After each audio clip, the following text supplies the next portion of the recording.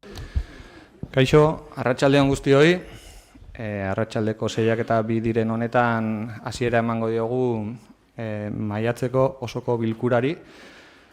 Lehenik eta behin eskertu nahi nuke bertaratu zareten herritar ordezkari guztioi. Barkatu segundu bat,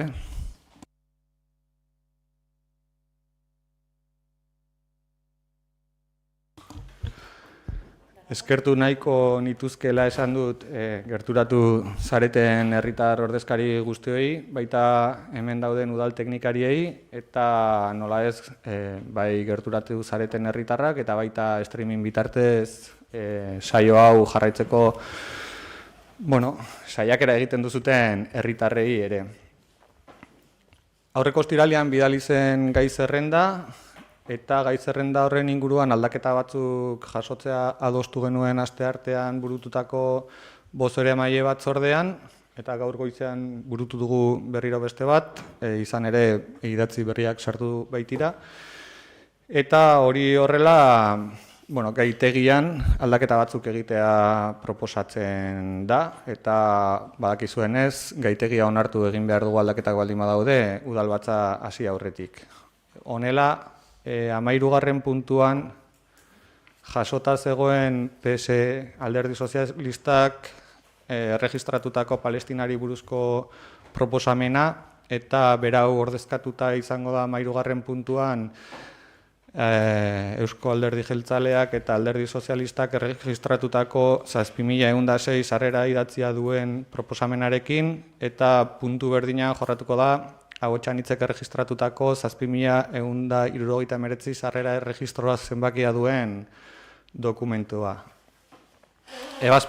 Puntu berdina jorratuko dira, ebazpenak oso antzekoak direlako eta puntu bakarrean dagoelako ikuspegi desberdina eta bozkatuko da alde batetik ebazpeneko lehenengo puntu hori transakzionatutako Alderdi Sozialista eta EAJaren artekoa, gero ahotsan hitzek erregistratu duena eta gero gainerako puntu guztiak batera bozkatuko ditugu. 14. puntuan jasoko da osasun mentalaren inguruko familiek aurkeztu duten 6.943 sarrera idatzia duen mozio proposamena eta ahotsan hitz, Alderdi Sozialista eta EH Bilduk udalbatza honetara eztabaidatzeko atxikimena eman dioten dokumentua. 15. puntuan, osasun bidasoa plataformak erregistratutako 7.008 sarrera idatzia duen mozio proposamena eta baita ahotsan hitz, Alderdi Sozialista eta EH Bilduk atxikipena eman dioten mozio proposamena. Eta 16. puntua izango litzateke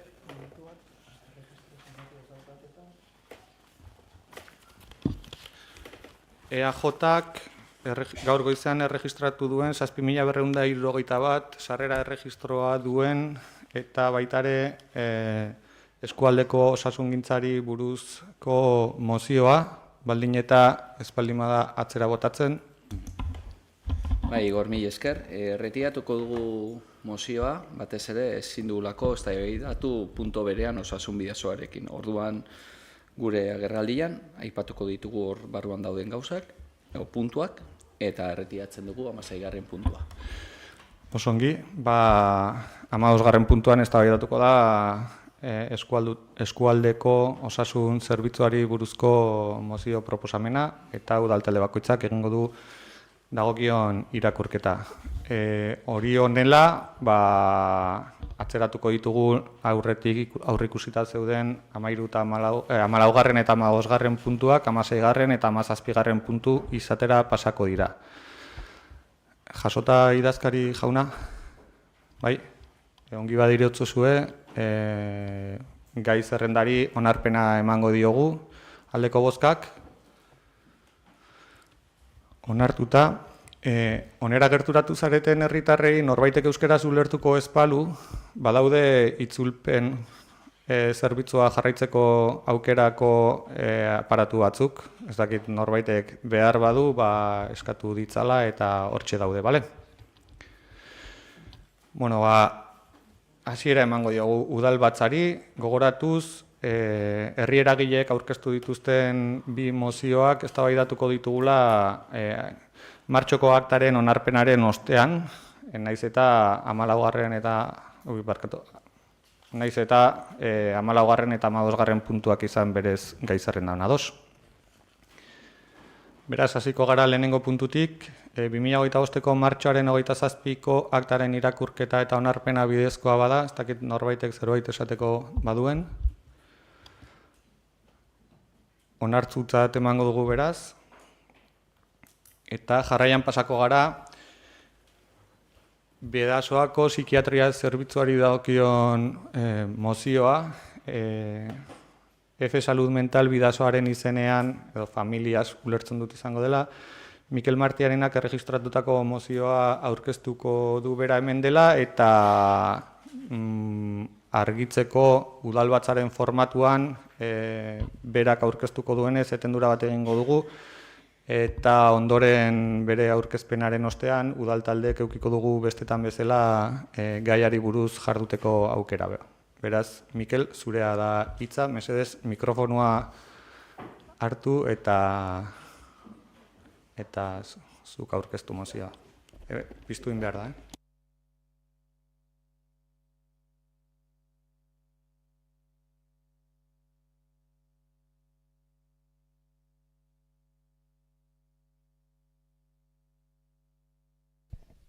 A ver, bueno, eskertzen dugu etengabeko elkarrizketa eta aldearen egoteagatik eta elkarguneak aurkitzeko egindako ahaleginak.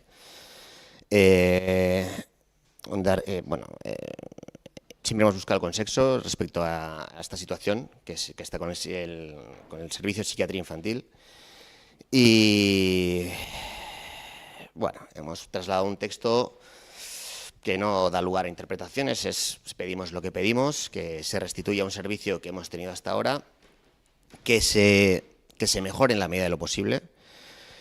Esto es una petición popular, nos han pasado alguna enmienda que luego no sé si saldrá o no saldrá, pero bueno, no pretendemos que ningún partido, bueno, pues tome parte ni para bien ni para mal, sino que queremos presentarlo como está. Y bueno, estamos viendo una situación un poco especial porque, claro, nos estamos teniendo que desplazar a Donosti, faltando al trabajo, los chavales faltando más horas al colegio. Tenemos un servicio que, como tantos otros, está fallando. Está fallando y lo que queremos es que, bueno, que se restituya y que este pleno nos apoye a la hora de solicitar y pedir y exigir un poco pues que se vuelvan a restituir estos servicios en el Bidasoa, estos y otros, y mejorar. Poco más tengo que decir. Bueno, no sé, sí, que hay un seguimiento a los chavales, que estamos perdiendo muchos.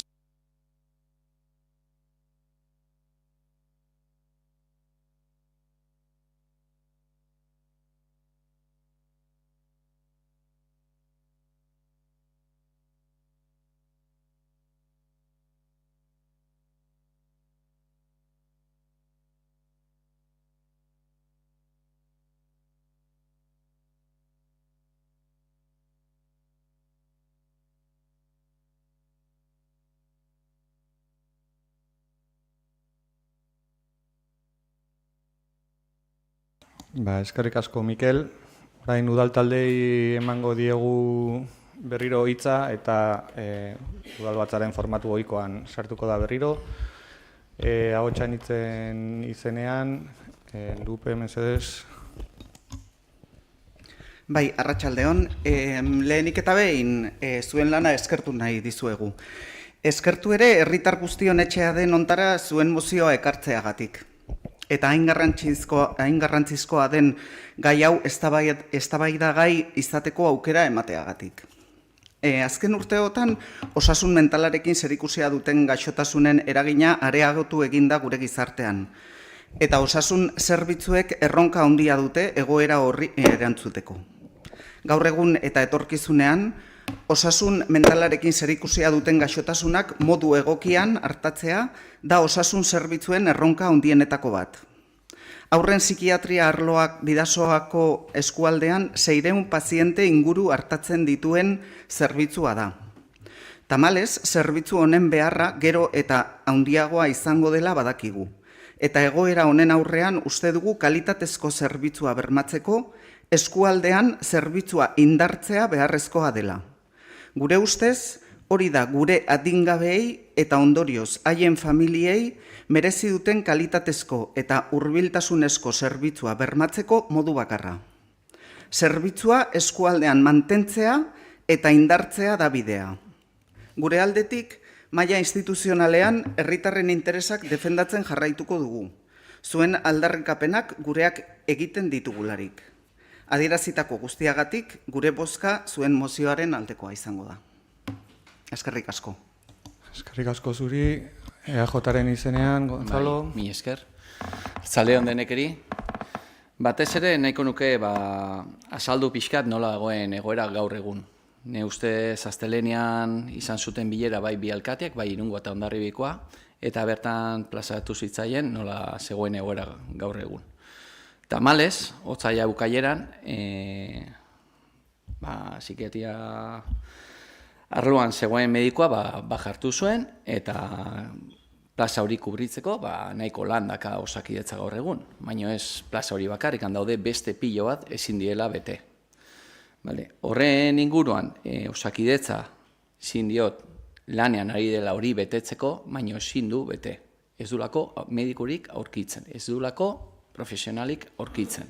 Eta hori, eta indartzeko nahi horretan, beste bigarren lanpostu bat sortu berri du.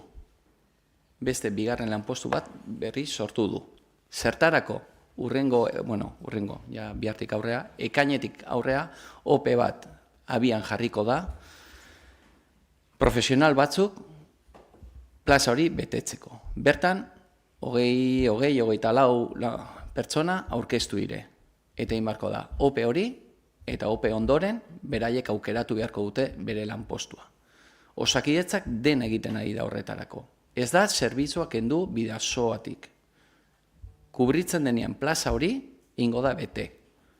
Eta hortan dabiltzate. Bestaldetik, badakigu denontzat oso lana, dirua, denbora, eta da hemendikan Donostira jutia. Badakit. Eta zindagizuet, batzutan, batzuk aldute laskarrago jun eta besteak mantsoago. Baina dakagu konexio onak, area juteko. Lehen bai lehen, presioa sartzen nahi gea, bai zuek eta bai guek Osakidetzari. Hori lehen bai lehen betetzeko. Baina administrazio batzutan ez dijoa hain askar. Gauzargi bat nahi dut izan. Konsulta ez da desegin. Donostira eraman dire kasuak medikoa etorri arte. Eta lehen bai lehen etorriko dire. Alde ditugu, nahi ditugun bertsioak ikusi, nahi ditugun bertsioak entzun, nahi ditugun bertsioa sinistu. Baina Osakidetza den egiten nahi da hori bermatzeko. Eta orain arte, lanpostu mediku bat zegoen horretarako, eta guain bi egongo dire. Eta betetzen denean, bi egongo dire. Eta izango dugu kalitatzezko zerbitzu bat. Beraz, gauz batzuk badire hemen ezin dituguna onartu, testu honetan, baina azken finean, bai zuek eta bai hemen gauden guztiok, argi dakagu zer nahi dugun. Kontra ezin diogu bota, baina alde ez dare. Beraz, abstenitzen gera eta jarraituko dugu alderdi moduan gure agintaria dauden lekuetan presio sartzen, hau dena alden eta azkarrena zuzentzeko. Zindagizuet. Beraz, mila esker denekeri. Eskerrik asko, Alderdi Sozialistaren izenean, Josu. Bai, gure aldetikan, gure bozka ados izango da, alde. En todo caso, yo entiendo la preocupación porque al fin y al cabo siempre tenemos a un familiar que afecta todo el tema de psiquiatría. Está claro que hay una preocupación importante y dado que, bueno, sobre todo cuando tratamos con personas menores y niños fundamentalmente. Por nuestra parte, entendemos un poco la preocupación, sobre todo de lo que está pasando en la zona, sobre todo en la gente. Y hay una cuestión que, hombre, yo globalmente es un tema que nos parece correcto. Hay algunas frases que, hombre, que yo me gustaría, por ejemplo, cuando decís el tema de la subcontratación especial yo creo que a Osakidetza no tiene que subcontratar a nadie. Los médicos son los médicos y no es que subcontratar. Es Osakidetza el que tiene que hacer y deshacer sin subcontratar. Ese es un poco, en fin, no es un tema. Y luego también lo que decís aquí, el tema de lo que es la presión a la consejería y tal. A ver, yo creo que lo que tenemos que hacer es resolver las cuestiones. Me refiero que en la política, los que somos los políticos tenemos que resolver esta cuestión. Y, en todo caso, lo que yo emplazo es al Consejo Social del Bidasoa, que en este momento está constituido, esta cuestión se tome con la máxima serenidad, con la máxima urgencia. Y, en todo caso, desde los partidos políticos, hagamos el esfuerzo necesario para que este tema se resuelva cuanto antes, porque es verdad que nos afecta a las familias, y estoy convencido de los que estéis aquí también, pero también los que están en este lado, también tenemos familiares que tenemos este problema, os lo digo en serio. Por lo tanto, nuestro voto va a ser a favor, porque entendemos que el tema, este es un asunto de suma importancia, que hay que resolverlo, sobre todo porque tratamos con personas menores, con niños, familias, y que a veces pues, los críos no son muy expresivos a la hora de dar la enfermedad y de alguna forma nos preocupa. Y esa situación la tenemos que resolver en la cercanía, no en la lejanía, en lo cual nuestro voto va a ser a favor. Eskerrik asko, Josu. Mesedez audioa EH Bilduren izenean. Garoa. Bai, arratsalde on guztioi, lehenik eta behin eskerrik asko gaur onera mozio hau ekartzeagatik, azalpenak emateagatik, aurreko bileran ere zuzeneko informazioa emateagatik, eta gure iritzia da argita garbi osasunaren zaintza, osasungintza publikoa, kalitatezkoa eta gertukoa izan behar dula. Momentu honetan, ematen dunez ez, medikua joan dalako 700 haur hartatzen zituen bakarrak joan delako lertu da, baina dagoeneko pertsona bakar batek 700 aurre jarraipen egitea eta hain konplikatua denetan, erakusten duena da planifikazio eskasa. Egia da, gizarteaz dagola erresa, egia da zaila dagola jendea bilatzea, baina, prebizio bat egiten baldin badezu, beti erresagoa izango da. Alderdi horregatikan, guk EH Bildu bezala, badazpadare esaten dut, azken finean parlamentuan ere egoniz, lanketa horretan bagaudela, Osakidetzaren inguruko planteamendu zuzenak eta proposamen zehatzak baditugula, eta lehen esan den bezala, gure jarrera da, udaletik noski eskakizun hau egitea, mozio honi alde bozkatzea, baina era berean Eusko Jaurlaritzan dagokion lanketa eta presioa ere egitea, ze etorriko da, aterako da, egingo da, baina bitartean egunerokoa gogorra da, zaila da, aurrak dire, zuek zehazte, eta argi erakusten duena da, eta azkeneko bileran pixkat aipatzen genuna, sentsazio orokorra, eta behin eta berriz ere aipatu duzula, orain gaude psikiatria infantilaki, baina familia berdinan gertatzen zaizunea psikiatria, urologia, bestea esatezu zer da, hau. Ordan, azken finean osasun publikoa, kalitatezkoa eta gertukoaren dagoen edozein aldarrikapenaren alde, gu horregongo gara eta eskerrik asko. Eskerrik asko, Garoa. Jasota zuek aldetik erantzunak? Bai. Bozkatzeari ekingo diogu, 14. puntuan Bidasoako psikiatria zerbitzuari buruzko mozioaren aldeko bozkak. Aurkakoak, abstentzioak, gehiengo onartua beraz.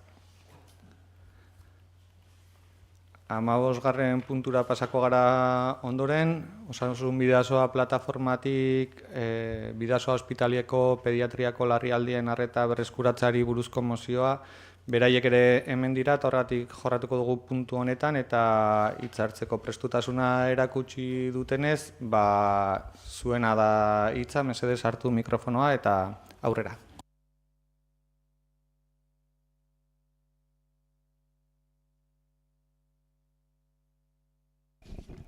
Arratsaldeon, entzuten da. Osasuna plataformatik gatoz, eta Osasun Bidasoa plataformak zuengana jotzen du Hondarribiko udaleko osoko bilkuran mozio bat onar dezazuen. Egokitzat jozez gero. Gure aldarrikapen bat babesteko. Bidasoa ospitaleko pediatriako larrialdien arreta berreskuratzea. Izan ere, apilaren 13an itxi ziren 36 urtez ondo funtzionatun ondorez. Bueno, no vamos a leer la moción porque ya la tenéis todos. Entonces, nos gustaría aclarar unos cuantos puntos. Nosotros en esta moción no estamos pidiendo que vuelva el servicio de urgencias de pediatría como estaba hasta ahora, porque ha sido un modelo fracasado. Nosotros estamos pidiendo que vuelva el modelo de urgencias, el modelo de pediatría hospitalaria que había hasta el año 2012. Hasta el año 2012 teníamos un modelo de urgencias hospitalarias o de pediatría hospitalaria como todos los comarcales de la provincia. En el 2012 se hizo una prueba que ha sido fallida, como podéis haber comprobado todos, y nosotros queremos volver a lo que teníamos. Entonces, quería también aclarar, se dice que no ha habido incidencias. Bueno, a día de hoy, a partir del 1 de mayo, quiero decir, esto se cerró 15 días antes, y ya la gente sabía que no había urgencias de pediatría, a pesar de lo cual en el hospital se ve una media de 5 niños al día, de los cuales 10 tienen que ser atendidos por un médico. Y en el PAC, en el ambulatorio, se ve una media de 13 niños al día, de los cuales 8 tienen que ser atendidos por un médico. Entonces, queremos dejar claro que esto es porque además la gente ya sabe que no hay urgencias de pediatría y se va directamente a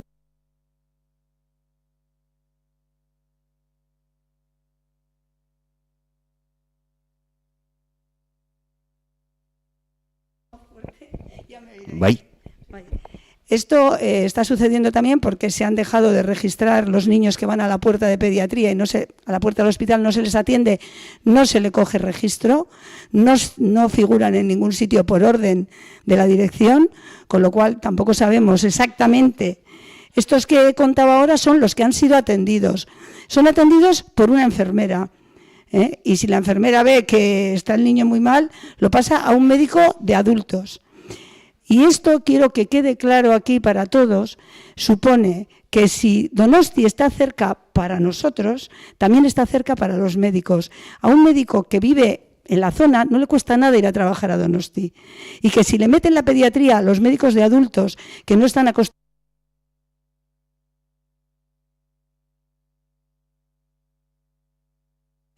sin médicos de urgencias, porque si yo soy médico y me están haciendo hacer algo, estoy capacitado, porque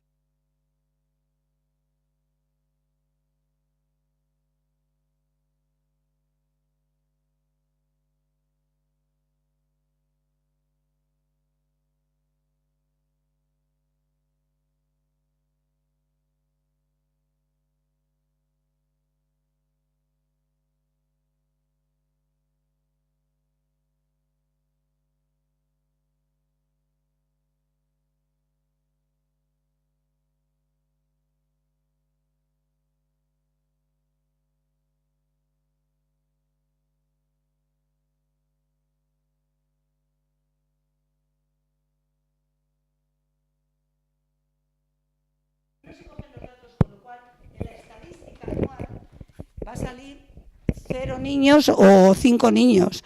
Y bueno, pues si no coges los datos, por supuesto, no van a aparecer. Nos parece gravísimo. Estamos en una zona donde la población infantil está creciendo muchísimo. Es casi una ciudad dormitorio. Yo vivo en Ventas y Ventas se está convirtiendo en un barrio dormitorio de gente joven con niños que no tienen atención pediátrica. Nos están dando la atención pediátrica telefónica de pueblos de la provincia más lejos de San Sebastián, no creáis que ni siquiera de Rentería, con lo cual te llama un pediatra que ni ha visto a tu niño ni sabe nada de él para hacerte la consulta telefónica. Eso de esta mañana, una llamada de esta mañana, no es que yo lo digo por decir. Este marrón, vamos a decir, le ha caído a las enfermeras. Y le ha caído a las enfermeras porque son las que tienen que ver al niño. Ojo, verlo como yo os veo a vosotros, no valorarlo. No hay que cogerle la fiebre, ni la tensión, ni el pulso, ni nada. Solo verlo. Entonces, claro, una enfermera que está en la puerta y tiene que ver a ese niño sin valorarlo, ¿cómo hace su trabajo? Entonces, solamente se ven los niños críticos, cuando la enfermera lo ve, que está malito, pues lo pasa. Entonces, claro, nos parece que hoy en día, después de 36 años, con un servicio de pediatría que hasta el año 2012 era una maravilla para toda la comarca, que todos, porque vosotros sois jóvenes, lo habréis utilizado, y ahora no tenemos nada. Y por supuesto que Donosti está cerca, muy mal para aparcar y para todo, pero está igual de cerca para un niño que para un adulto. Y si te da un infarto, pues te vas a Donosti, ¿no? Es lo siguiente que nos van a decir. Si un niño puede, tú también. ¿O qué diferencia tenemos? Los kilómetros son los mismos para un adulto que para un niño. Creo que no podemos consentir que nos quiten unos derechos que tenemos adquiridos y que nos pongan disculpas de que no hay partos, de que sí hay partos, de que sí. No, queremos el servicio de pediatría como toda la provincia, como Mendaro, como Galdácano, como Mendaro, como Zumárraga, como Mondragón, como todo el mundo. Queremos un servicio de pediatría. No nos vale que estemos a 20 kilómetros del hospital de Donosti, que bastante saturado está ya. No sé si tengo que decir algo más, porque bueno, pues más que nada eso, creemos que es un agravio comparativo contra el resto de la población de Guipúzcoa y queremos que, a poder ser, pues nos apoyéis en esto. Hori dela eta, Hondarribiko udalbatzaren osoko bilkurari honako erabaki hau hartzea eskatzen diogu. Osasun sailari erreklamatzea Bidasoa ospitaleko pediatriako larrialdien arreta berriro martxan jar dezala. Osasun sailari erreklamatzea Bidasoa ospitaleko pediatria zerbitzua berreskura dezala. Osakidetzari eskatzea behar diren famili mediku eta pediatra ziurta ditzala osasun zentroetan, arreta normalizatua berreskuratzeko. Osakidetzari behar adina espezialista eskatzea itxaron zerrendak murrizteko eta urologiako eta haur eta gazteen psikiatriako kontsultak berriro irekitzeko. Mila esker. Eskerrik asko zuen argi hitz egiteagatik. Orain berriro udal taldei emango diet hitza. Ahotsan hitzen izenean, Lupe, mesedez, zure da hitza. Bai, eskerrik asko zuen ekarpenagatik eta egiten duzuten lanagatik. Argi dago, osasun sailean azken hamarkadetan hartutako erabakiek gaur egungo egoerara eraman gaituela. Azken urteetan herritarrei eskaintzen zaizkigun osasun zerbitzuen kalitatea gero eta okerragoa da. Profesional gabezia, itxaron zerrenda onartezinak, azpiegitura zaharkitutak eta zerbitzuen murrizketa ezinegona eragin dute herritarrengan, hau da, gu guztiongan. Zuen leloa arazo honen aurrean handitu, berritu, hobetu da, eta hori da bidea. Dagoena berritu eta hobetu eta beharraren arabera handitu. Azken aldian, osasun sailetik norabide aldaketa bat adierazi zaigun arren, azken aldiko erabakiek egoera okertu dute, gure eskualdean urgentzia pediatrikoak desagertzea ekarri baitu.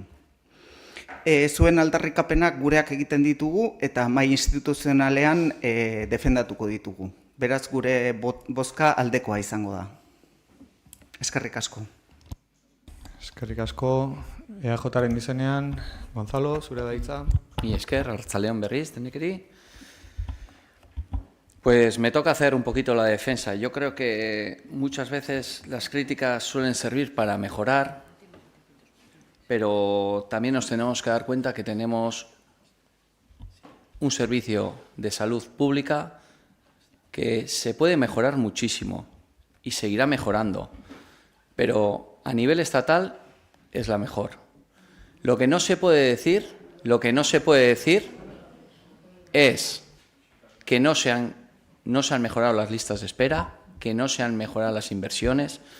Y este mismo relato tuvimos aquí hace unos meses con las obras del quirófano que vinisteis también. Podemos pedir lo que sea, pero aquel día se pidieron inversiones.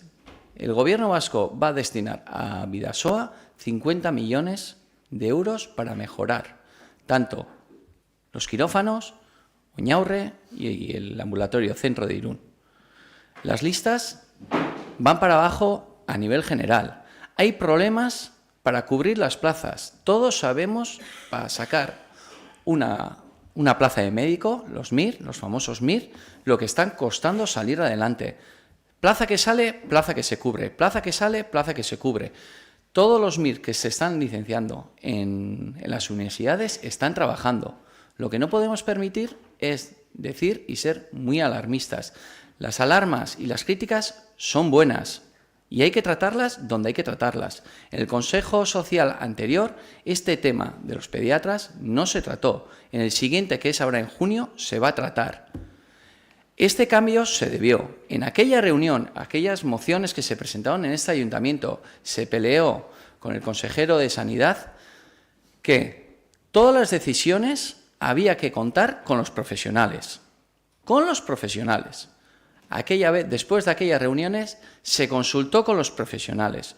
Los pediatras dijeron qué es lo que querían para mejorar el servicio a nuestros hijos. Con las urgencias, sí, se va a perder la urgencia de unas horas. Pero se le va a atender de todos los días en el PAC, nos va a costar ir al PAC de urgencias, porque todos tenemos en mente que una vez que estamos nerviosos porque nuestros hijos están malos o han tenido un accidente o por lo que sea, vamos al hospital directamente. Pero en el PAC se le va a atender igual. Y eso lo dijeron los pediatras. Los pediatras dijeron que no iba a ser un cambio a peor, sino que nuestros hijos no se tienen que preocupar, que van a estar mejor atendidos. Lo dijeron los profesionales, no nosotros. Vinieron a los ayuntamientos a explicárnoslo. Lo explicaron a los demás profesionales y creo que a vosotros como plataforma también. No podemos, en serio os digo, poner tantas alarmas que todo funciona tan mal, porque no es real. ¿Se puede mejorar? Por supuesto que se puede mejorar. Y entre todos trabajaremos para mejorar. Pero tenemos un servicio público de salud que es una envidia.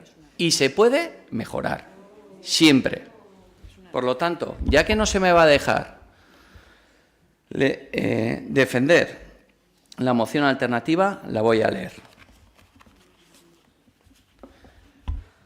1. Reclamar al Departamento de Salud y Osakidetza que el modelo del servicio de pediatría implantado responda a criterios de seguridad y de calidad asistencial para las y los niñas y niños que asisten a los Bidasoa, en los términos que expuso el equipo técnico de Osakidetza el pasado 15 de abril al conjunto de los grupos municipales. 2. Reclamar al Departamento de Salud fortalecer la asistencia pediátrica en la atención primaria, con los más profesionales y ampliando los horarios, en la línea del nuevo modelo puesto en marcha desde el 1 de mayo de 2025. 3. Reclamar a Osakidetza hacer atractiva a la comarca del Bidasoa en el proceso que se está realizando con la OPE de plazas de difícil cobertura y con este escenario de falta de médicos y médicas existente en el conjunto del Estado. De manera que Osakidetza intenta atraer al mayor número de especialistas posibles a las plazas existentes, pero que carecen de profesionales en este momento. 4. Reclamar al Ministerio de Sanidad el compromiso con la gestión más flexible del sistema MIR para posibilitar que se amplíe el número de profesionales a los sistemas públicos de salud, al tiempo que flexibilice los plazos y permisos para los residentes altamente cualificados. Pueden incorporarse al ejercicio de la asistencia sanitaria. 5. Reclamar al conjunto de las instituciones implicadas, Departamento de Salud y Educación del Gobierno Vasco, Osakidetza, Ayuntamiento de Irún y Ayuntamiento de Hondarribí, acordar y suscribir antes del 15 de julio el acta de negociación del proyecto general de actuación del Plan Integral del Bidasoa, que será previamente contrastado con el Consejo Social del Bidasoa. 6. Reclamar al conjunto de las instituciones, Ministerio de Sanidad, Departamento de Salud, Ayuntamiento de Irún, Ayuntamiento de Hondarribia, a las y a los profesionales de Osakidetza, a las comunidades educativas, a los centros escolares, así como a los agentes sociales de la comarca del Bidasoa, a que unamos voluntades de manera sincera y responsable para ejercer mayor pedagogía acerca del sistema de salud público, evitando mensajes de alarmismo que puedan generar una sensación de inseguridad en los colectivos más vulnerables. 7. Instar a las instituciones públicas y a los agentes sociales a unar voluntades para hacer de la OSI Bidasoa un destino atractivo para los profesionales y alejado de cualquier crispación que penalice la atractividad de las plazas del Bidasoa.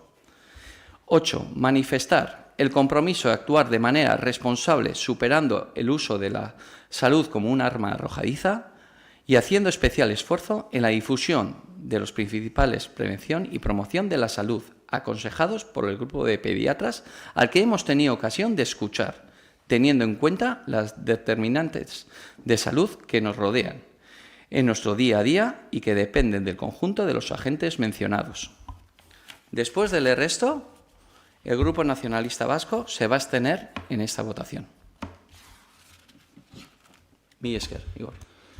Eskerrik asko, eskatu nahi diot hemen gerturatu den jendeari hemen iritzi guztiak errespetatzeko modukoak direla, adierazpen guztiak egiteko eskubide guztia daukatela udal ordezkariek eta mesedez errespetu zentzuteko eskaera egin nahi dut eta bueno, aktan jasotzea ere eskertuko nuke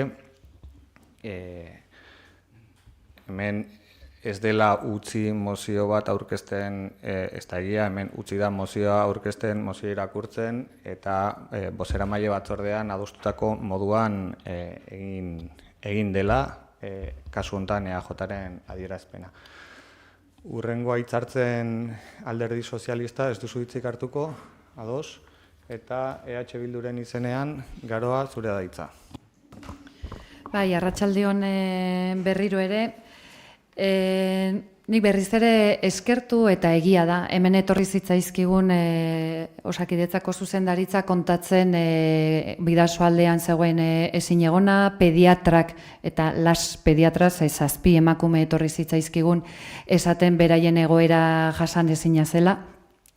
Eta ikasi genuen ezoiko egoera bat ematen zela Bidasoan, hau da, ambulategiko pediatrak, ospitalean zaintzak egiten zituztela.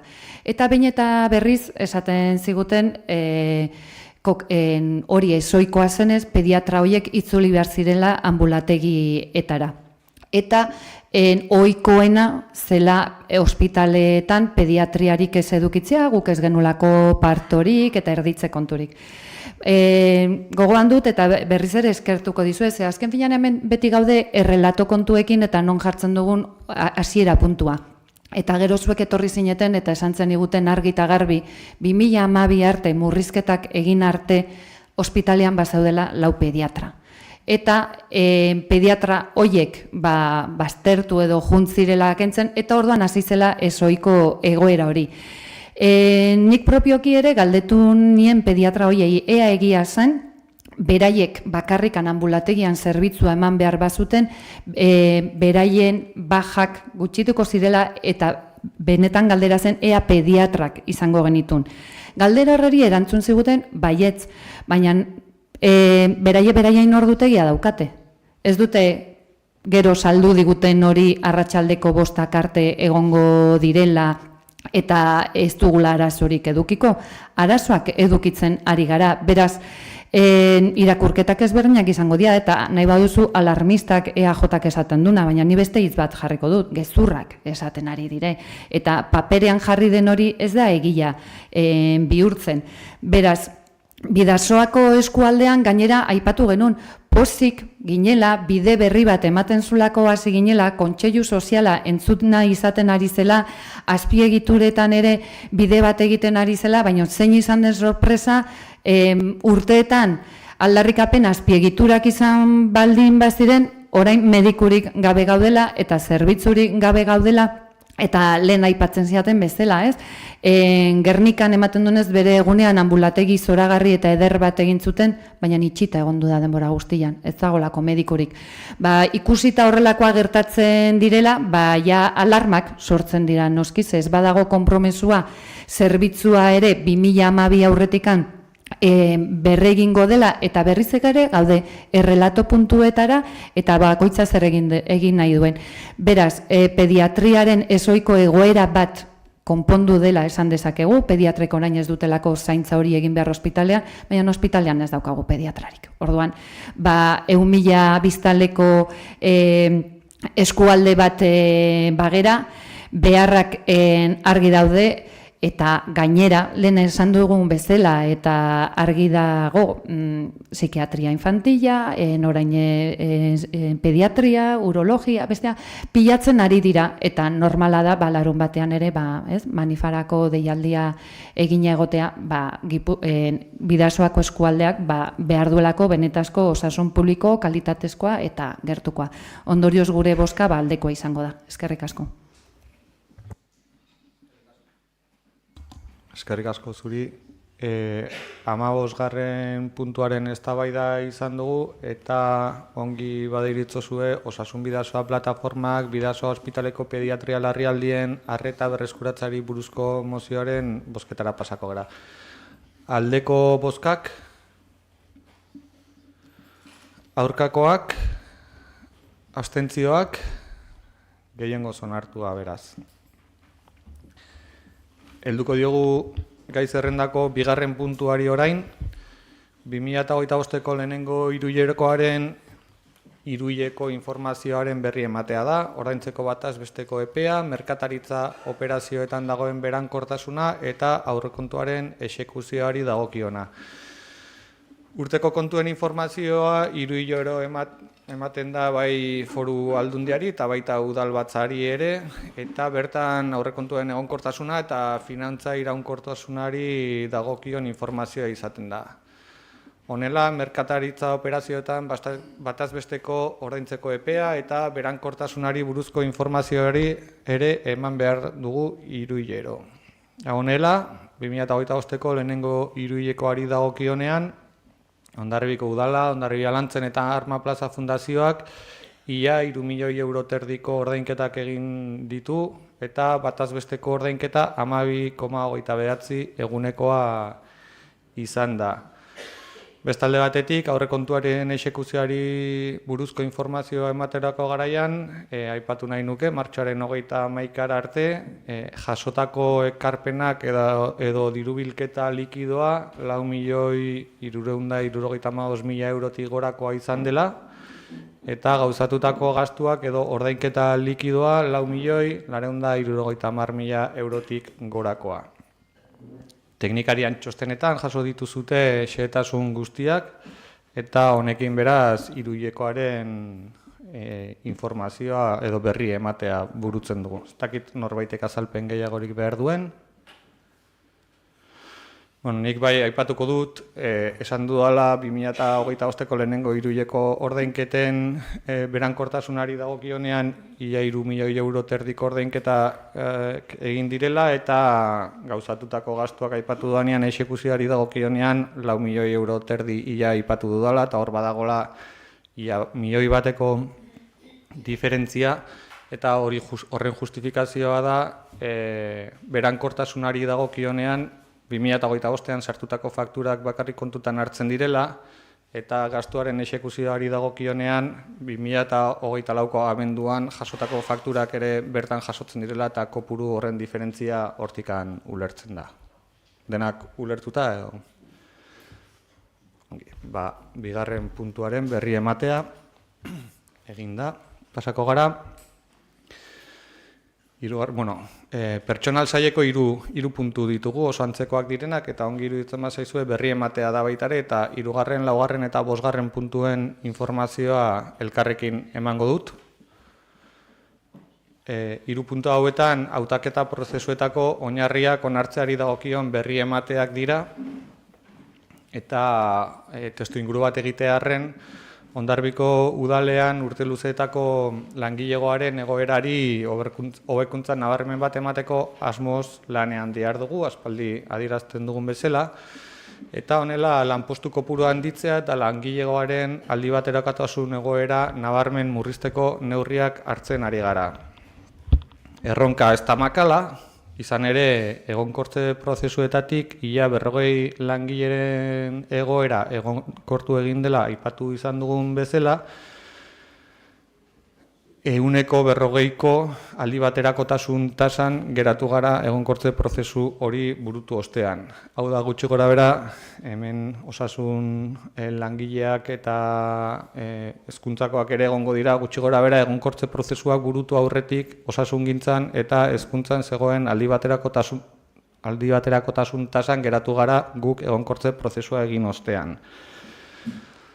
Oinarri hori hartuta, hemen udalkideok garenok badakigu 2023ko abenduan tokiko gobernu batzordeak urtean hitzeko lan eskaintza publikoa onartu zuela, eta 2024an ere beste lan eskaintza publiko bat ere onartu egin genuen. 23an 30 lanpostuz ari ginen hitz egiten eta 24an beste 14 lanpostu gehiago jaso ziren lan eskaintza publiko bitartez datoz hurrengo 3 urteetan oposaketa bitartez betetzeko saiakera egiteko. Uste hau kontutan hartuta, Hondarribiko udalak urtarrilean 5 administrari plaza eta 2 arkitektu plazaren deialdia egin zuen.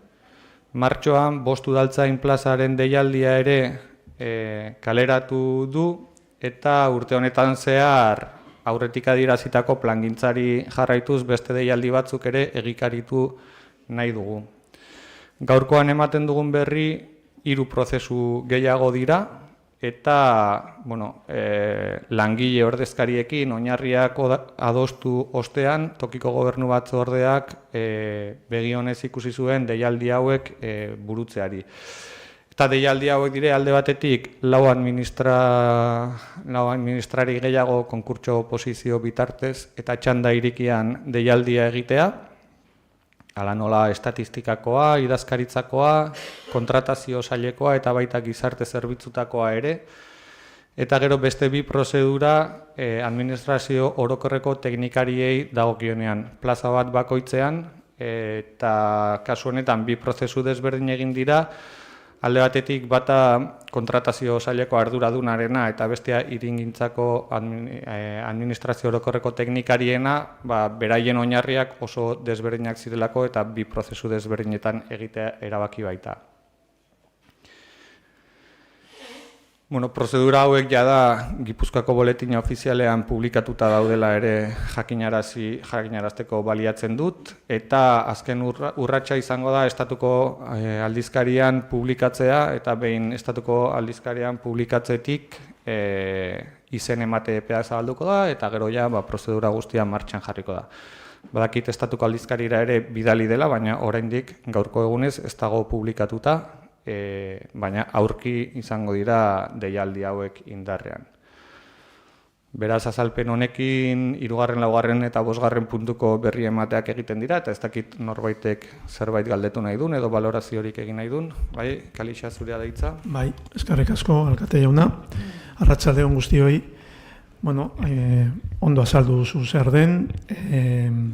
Aurreko plenoan eztabaidatu genuen edo ekarri zen ere bai udaltzaingoen plaza horiek, eta horretarako batzorde bat ospatu zen alderdiko oposizioan gaudenok horren inguruan informazio jasotzeko. Kasu honetan tokiko gobernu batzarreko akordio baten bitartez egiten da, eta bai eskertuko genuke udal kudeaketaren inguruan, batez ere azkeneko urte terdi honetan, 2 urte hauetan, eta lehendik hasitako egonkortze prozesua dela eta guri informatzea batzorde batean. Eskerrik asko. Beste valoraziorik? Bai, Josu? Nik uste dut,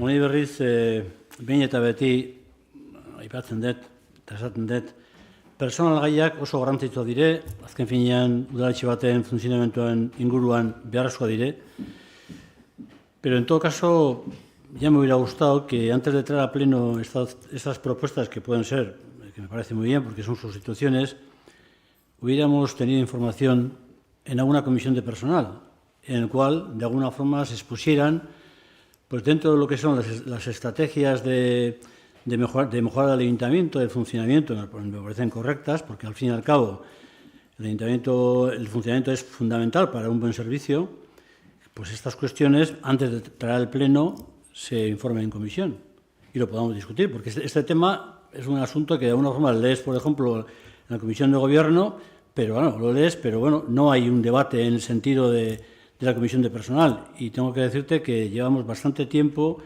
que no nos hemos juntado a nivel de personal, en el cual yo agradecería por parte del equipo de gobierno que cuando haya estas cuestiones antes pasen por una comisión de gobierno, por lo menos informativa.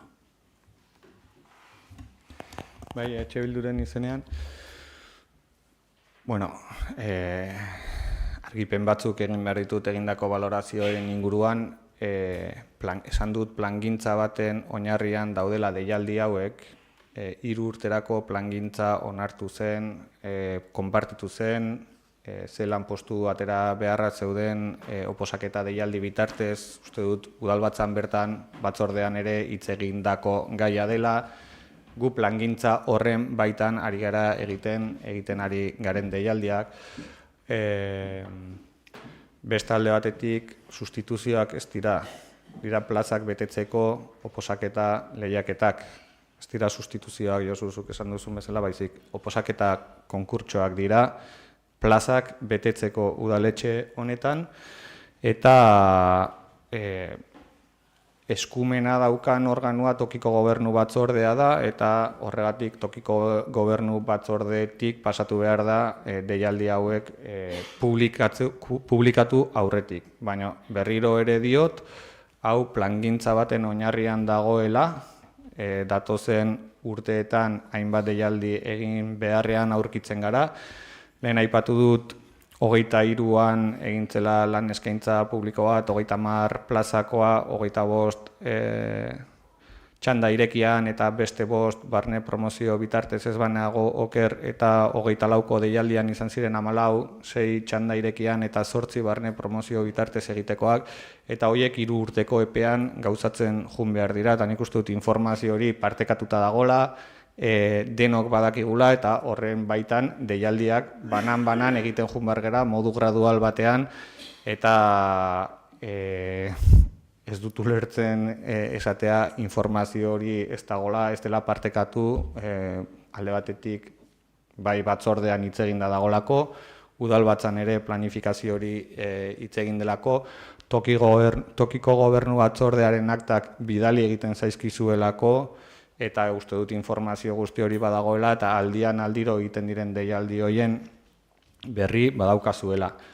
Aprobetxatuko dut eta aurreratuko naiz, eta bide batez hemen gaudela, esango dut, datozen hilabeteetan ere beste 2 edo 3 deialdi gehiago gutxienez egitea aurrikusten dugula, momentu honetan oraindik oinarriak lantzen eta langile ordezkariekin ere eztabaidatu behar dira, baina hori etorriko da. Eta balian jarri nahi nukena da, hori ez, hemen espanago oso oker 2001 urtetik 2025 urtera, 24 urte amaierara, egonkortze prozesuak salbu, 2 oposaketa lehiaketa burutu direla, eta 2025 hasi dugun ezkeroztik, lehen aipatu dut zenbat deialdi egin ditugun, eta guztira ez banago oker dire 5 administrari, 5 udaltzain, 2 arkitektu plaza, hau da ja 12, gehi orain deituko ditugun beste 4 administrari 16 eta 2 administrazio orokorreko teknikari 18 plaza atera ditugu urte bakarrean oposaketa deialdi bitartez betetzeko. Zain nahi dut, hasieran esandako erronka handia da, oso erronka handia da, lan asko egiten ari da, plangintza baten barruan egiten ari da lanketa guzti hori, eta plangintza hori zuek guztiokin partekatua izan da, eta jarraituko dugu, nik espero dut, gutxienez 22 lanposturen deialdiak oposaketa bitartez 2025an ateratzeko aukera izatea. Eta gero horrek ere, kriston lanketa dauka, ez da deialdia egitea bakarrik, baizik prozedura guztia egin behar da, mailak osatu, izen ematen dutenen zerrendak osatu, epaimaiak osatu, azterteketak egin, ebazpenak egin, horrek emango du kriston lanketa, baina lanketa volumen izugarri handi batean sartu gara eta horretan jarraitzeko asmo guztia daukagu.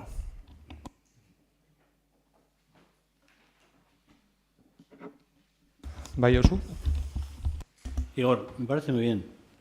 Pero simplemente yo lo que pido, me parece muy bien que haya una propuesta, que haya un camino marcado, que está, es decir, las cuestiones de personal ya más o menos tienen un proceso. Simplemente que lo que digo es que cuando, como en este caso, que hay ofertas, en ese sentido, que hay una serie de, en el tema de personal que se van a plantear, pacote administrativo, es un arquitecto, simplemente, más allá de que lo que es en la Comisión de Gobierno habléis, simplemente tengamos una reunión de personal en la cual se nos transmita que dentro de lo que es esa planificación se van a sacar estos puestos. Porque a mí sí me gustaría también que en esa comisión preguntar al comité de empresa cuál es su posición. Es decir, eso es lo que estoy planteando. Está muy bien todo lo demás, pero simplemente cuando hay una cuestión en la cual se trae al pleno estos temas, por lo menos hay una comisión y de alguna forma tratarlos, decirnos, hemos decidido esto, ¿qué os parece? ¿Cómo está? Va en esta línea y el comité de empresa que está ahí, oye, ¿cómo lo veis? Simplemente eso, no pedir otra cosa. Eskerrik asko, Josu, nik simplemente ere esango dizut, eta azalpena eman dut, enpresa komitearekin edo langile ordezkariekin adostutako oinarriak egiten ditugula. Eta adostasun horretara iristeko hainbat bilera egiten dira, eta nozbait ez baldin badago adostasunik enpresa komiteekin edo langile ordezkariekin, hitz egingo dugu, baina batzordetik pasatu da zein den plangintza. Lan plangintza ezagutzen dezute. Deialdiak egiten diren aldiro informazio guztia daukazute. Tokiko gobernuko batzordearen bai deialdia eta bai akta jasotzen duzute. Nik ulertzen du, Josu, ez dakit, zuk nahi duzun gaur eskatzen duzun batzorde bat deitzea, saiatuko gara deitzen, baina uste dut informazio guztia daukazutela eta udalbatzan esaten dizuet gaur, datozen hilabeteetan aterako direla beste prozedura batzuk, memoriz ari naiz orain, baina apuntatuta daudela esango nuke, arkitektu teknikoen beste 2 plaza, jardutketa ekonomikoetako teknikariaren ere plaza ere ateratzeko asmoa daukagu, gizarte langileren baten plaza ere ateratzeko asmoa daukagu, aurtengo urtean zehar, eta balio beza azalpen honek informazio hori ja emantzat izateko. Eta espero dut gure lan dinamikan, urrengo udalbatzan, beste deialdiren baten berri emateako aukera izatea ere. Honela beraz, 3., 4. eta 5. puntuen berri ematea emantzat jasoko dugu.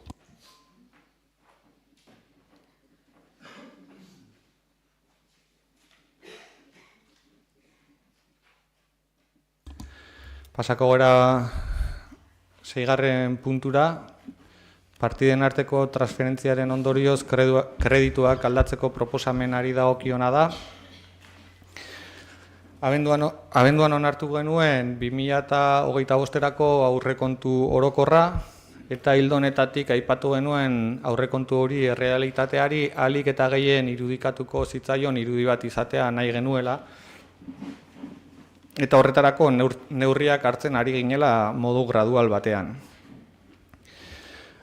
Apirilean zehar, udaleko hainbat departamentutatik eskaera jaso genituen aurrekontuaren handitze baten beharra adieraziz, baina guztiok gogoratuko dugu udalbatza honetan eztabaidatu genuenean 2024ko kontu likidazioaren inguruan zenbait talde kritikatu egin zutela aurrekontuaren gastu betetzen maila ia 170%koa zela.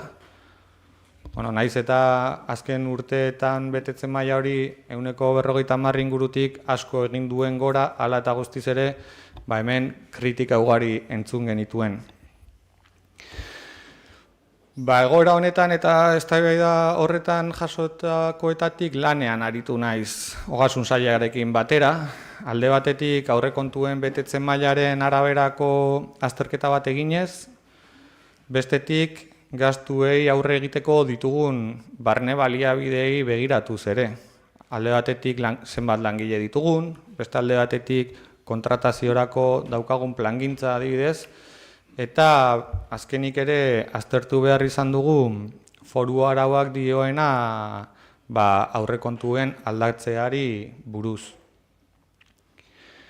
Guzti hau kontutan hartuta iruditu zaigu aurrekontuan jasota dauden partidetatik finantzatu aldirela Hondarribiko udalean 2025ari begira ditugun erronkak ditugun baliabideekin. Eta sailetatik adirazi zaizkigun beharri erantzuteko aurrekontuan dauden partiden arteko mugimenduak egitea proposatu dugu. Baina mugimendu horiek badituzte muga batzuk, lehen esan dudan foru arauan oinarrituta, eta horrela kredituak kontu batetik bestera mugitzeko, bereziki programa funtzionalean artean gertatzen denean, udalbatzaren onarpenaren bidez egin behar da. Saiatu gara egindako aldaketa horiek ohiko gastu direnak ohiko gastuen partidetatik leku aldatzen eta inbertsioak direnak inbertsioen partidetatik leku aldatzen ere. Hau da, proposatzen genituen aldaketak ziren kapitulo berdinen barruan. 2. kapituloa ohiko gastuak, 4. kapituloa transferentziak eta 6. kapituloa inbertsioak bereziki sailkatzen direnak. Aldaketa horiek saiatu gara egiten beti ere kapitulo bakoitzaren barnean. Eta neurri honekin espero dugu, bai sailean eta bainik ere, udalaren egikaritzean efizientzia handiagoa lortzea, eta datorren urteko aurrekontuari dagokionean ere, oinarri bezala irudi fidel hori are eta maila sendoago batean lortzea. Honegatik, guztiagatik, txostenean zehazten diren 875.000 euroko aldaketa egitea proposatzen da, partida batzuk murriztuz eta beste batzuk handituz. Ez dakit, galderarik, baloraziorik egin nahi den, bai, Gonzalo? Arratsaldeon berriro.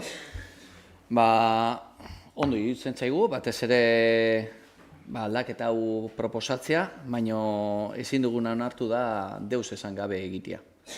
Guk badakagu gure proposamenak egiteko eskubideak, guain gure proposamenak egiteko aukerak izango ditugu, gure batzorretan eta eskariz eginez, zer nahi dugun, ze behar den hiri honetan, baina hau erabakitzea unilateralmente zuen buruan eta inorrei deus esan gabe, zai bidezko, ez dut bidezko ikusten.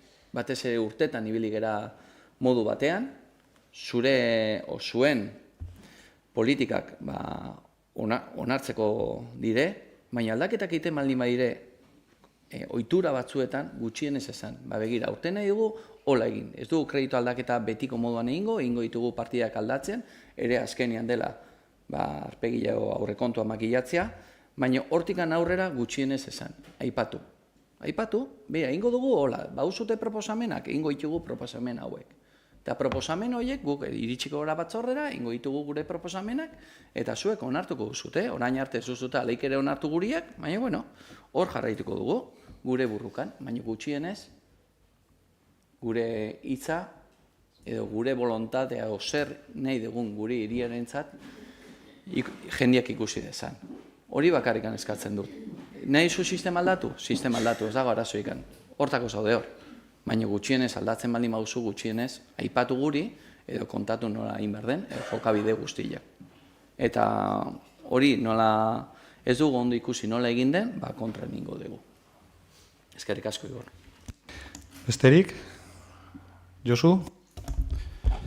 Sí, yo creo que cuando has empezado la intervención, de alguna forma todavía estabas con el rintintín de lo que es cuando tuvimos el tema del gasto, el cumplimiento de gasto. Cuando de alguna forma se te criticó, porque decías que de alguna forma el ayuntamiento, en este caso, había cumplido con el 90%, se os dijo que no, que era el 67 y el 47. Yo creo que esa especie de movimiento es el que de alguna forma te ha llegado, os ha llegado, no quiero personalizar, os ha llegado, de alguna forma a cambiar el criterio. A cambiar el criterio.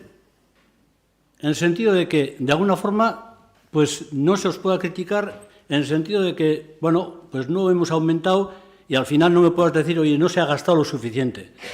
Pero eso no es un tema, eso no resuelve el problema de los ciudadanos. Eso, al fin y al cabo, es una respuesta a ti mismo, a vosotros mismos, a vuestra situación o a vosotros mismos. El ciudadano, en todo caso, necesita otro tipo de respuestas. Respuestas que, de alguna forma, van en sus problemas, en nuestros problemas. Y eso es lo que, de alguna forma, tenemos que responder. No en cuanto a la estrategia interna de lo que en este momento conviene o no conviene. Yo creo que el tema va por ahí. O, por lo menos, aparentemente va por ahí.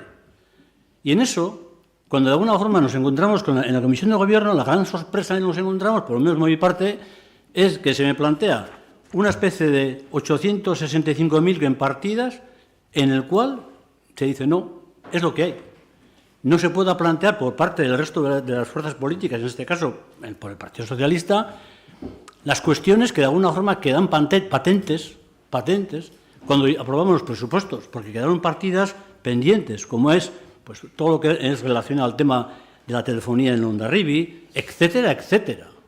Y nosotros, yo empecé, presenté una tabla de una serie de propuestas en las cuales la cantidad eran 400 y pico mil euros, en las que entraban desde el tema del parking de Javier Ugarte, el tema de las ayudas a los alquileres del pisos, y etcétera, etcétera.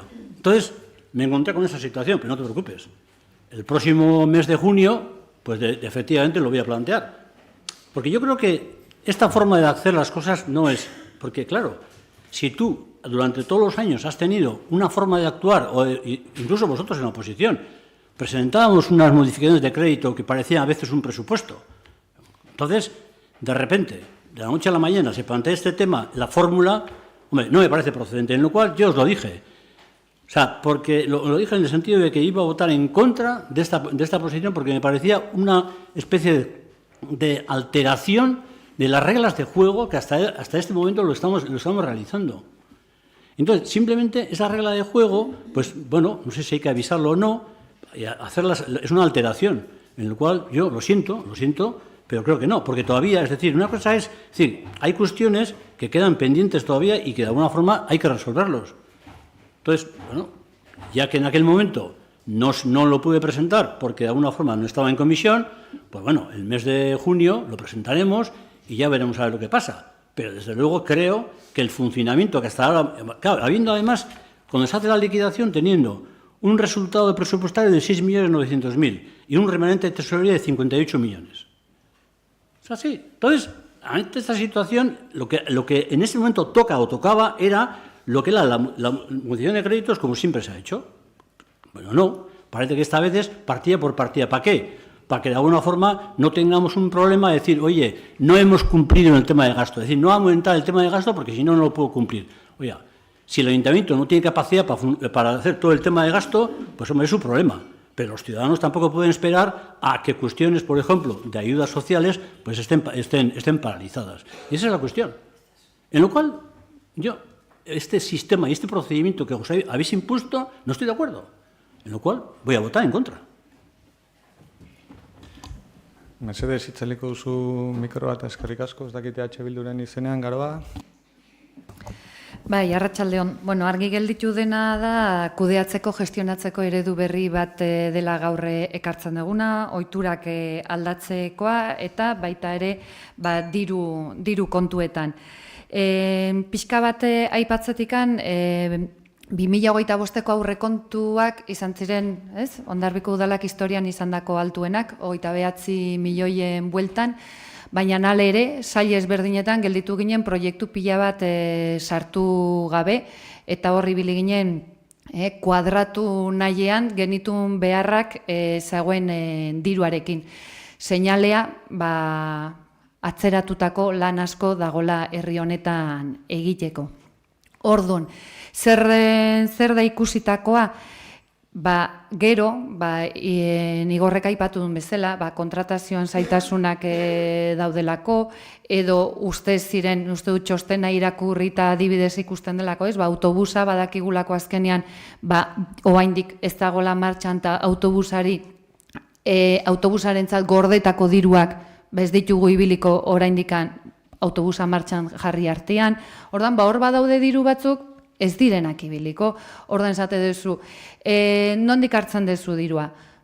Oso aberatsa gera. Daukagu altxortegian diru pila bat, baina baldin badakigu, badagola dirua ez dena ibiliko, nik uste dut jokatu duguna da, etxeetan jokatzen dugun moduan, efizientzia horrekin, eta badakizuna baldin badakazu montoi bat ez duzuna ibiliko, eramaten duzu, erabiliko duzun beste horretara jakiten erantzuten ari zarela argi eta garbi Hondarribiko beharrei. Zelen aipatu dudan bezala, zerrenda oso luzea daukagulako eta gobernu plana ere ambizio handikoa delako.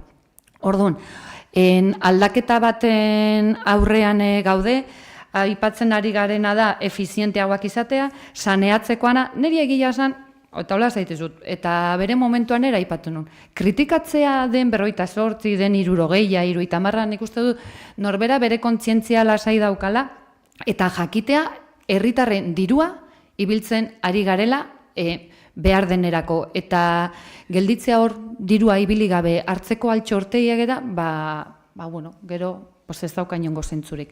Orduan alderdi honetatikan, honen alde, bozkatuko dugu EH Bildutik. Eskerrik asko argipen batzuk egin nahi nituzke, izan ere, 2025ko aurrekontua 34 milioi eurokoa izan da, aurreko urtean izan zen 29koa eta aurrekoan 25 milioikoa, beraz, eta lehen esan dudan bezala, kudeak eta ikuspegitik aldaketak egiten ari garela, hobeto jarduteko.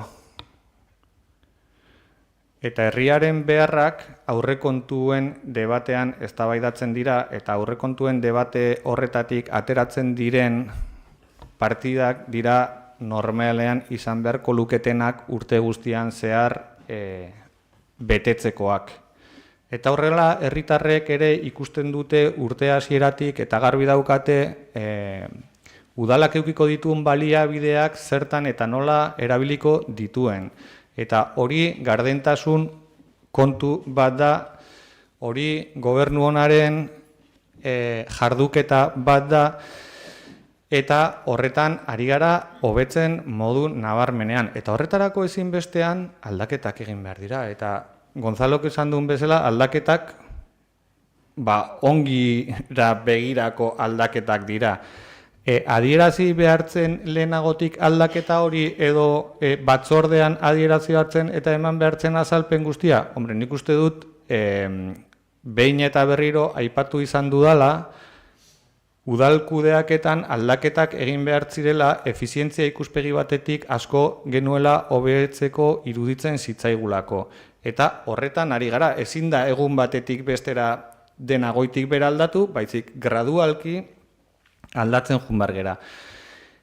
Aurrekontuen debatean eta egin diren aurrekontuaren handitze nabarmen horiek oinarrituta zeuden bagenuelako ikuspegi bat non gastatzeko gaitasuna eduki dezakegu jasotzen ditugun baliabideen araberakoak. Eta horren arabera uste dugu urte hasieratik ahalik eta aurrekonturik handien aukitzearekin moldatu eta kudeatu ahalko dugula ahalik eta hoberen. Eta horregatik aipatu dut lehen, daukagun langilegoaren kopuruaren arabera eta daukagun kontratazio plangintzaren arabera, guk hori urte guztiko lan plangintza bat egina daukagu, eta astez-asteroko lanketa batekin jarduten gara, eta orain sartzea kreditu handitze batean 40 proiektu gehiago, ezinezkoa izango delako gero gauzatzea. Plangintzan urteko lan programa egina dagolako. Baina eske, oroitu nahi dut, hemen eukidugula urteko plangintzaren debate hori. Zer jorratuko dugun 2025ean, eztabaidatu genuen 2024ko abenduan burutu genuen udalbatza hartan. Eta hori izan zen guretzat lan erronka, lan programa baten adierazlea. Saietatik adierazi zaigu behar batzuk bazituztela, eta ikusirik badaudela partida batzuk beste urtetan ere erabiligabeak geratu direla, partida horietara jotzen da, aurten gure plangintza horren erabilera ahalik eta handiena izateko. Eta datorren urtean horretan ere sakondu beharko dugu, zeren ez dugu lortzen guztiz, oraindik, metodologia oso bat burutzea. Baina hobetzen ari gara. Eta hau da, hobetze horren beste urrats bat gehiago. Eta Josu. Josu ez, Alderdi Sozialista. Deigarria da. Deigarria da Alderdi Sozialistak aipatzea hemen ohitura aldaketa bat ematen dela eta beraien lanketa egiteko aukera nolabait oztopatzen dugula. Josu, egia da erregistro bitartez duela egun batzuk sartu duzula proposamen bat aurrekontuaren handitze baterako. Tartu dut molestia bat. Tartu dudan molestia da aztertzea abendurako aurrekontuen debaterako egintzen dituen proposamenetatik orain egin dituzun proposamenak konparatzeko. Eske debatitu ditugu ja udalbatza honetan guztiak. Debatituta daude orain aurkeztu dituzun proposamen guztiak abenduan. Baina eske mingarria bakizu zer den? Eta deigarria esango nuke. Alderdi Sozialistak estatu mailan ez ditu urteko aurrekontu debateak deitzen. Ez ditu planteatzen. Eta zuk nahi dituzu bi. Exigitzen dituzu nahi ez. Zuk exigitzen dituzu bi. Hau da, abenduan eginikoa zure proposamenak, eta urte erdian nahi duzu proposamen berdinekin berriro beste debate bat. Alderdi Sozialista bera da, edo beste alderdi sozialista bat da. Zeren ezin dena da egin gobernatzen duen leku batean, ez aurkeztu ere egitea aurrekontuak, eta debatitzen direnean eta bozkatzen direnean eta demokratikoki erabakitzen direnean, esatea ez duzula aukerarik zure proposamenak aurkezteko. Errepikatu egiten dituzunean urtean birritan. Josu, zer da Alderdi Sozialista edo da Josu? Zeren hau ez dakit nola ulertu. Hemen arituko gara eta jardungo gara buru belarri prozesuak hobetzen. Etengabeko hobekuntza batean arituko gara lanean. Eta ari gara lanean. Eta ez da bukatu gure lana. Gure lanak oraindik hobekuntzak behar ditu. Aipatu duzu emaitza aurreko ekitaldiko emaitzaren datu batzuk aipatu dituzu. Ez duzun aipatu izan da 2024 urtean jaso genituen baliabideak baina €1.000.000 gehiago gastatu genuela. Hori ez duzu aipatu. Ez duzu aipatu ere altxortegi bat, kopuru bat aipatu zu 58 milioi eurokoa, nola murriztu den aurreko urtearekin alderatuta, ez duzu aipatu. Baina ez duzuna aipatzen da, legediak, hau da, estatutik jasotzen diren legediak, hain justu estatuko aurrekontuen legedietatik etortzen diren murrizketak ditugula altxortegia erabiltzeko. Zuek aldatzeko gaitasuna duzuten lege horrek ez digu ahalbidetzen guri altxortegia erabiltzea egonkortasuna dela eta. zuek daukazute giltza horrena. Estatu mailan aurkeztu itzazue aurrekontu orokor lege batzuk, eta ahalbidetu ezazue guk Hondarribian aurrekontu lege horren arabera gure altxortegia erabiltzeko aukera. Eske legeak ez du ahalbidetzen, eta udal teknikarien aldetik behin eta berriro adierazpena egiten digute kontu zeuki sartzen dituzun gastu aurreikuspen horiek egonkortasun lege aurratuko dutela. Eta, klaro, nik prest nago gastatzeko aldudan guztia, proiektu interesgarrietan, baina eske muga batzuk ditut, lege muga batzuk ditut, alderdi sozialista dagonean kasu hontan botere legegilean eta botere exekutiboan. Eta ez daukat aukerari gastatzeko. Eta txu etortzea honera eta eskatzen diazu birritan egiteko.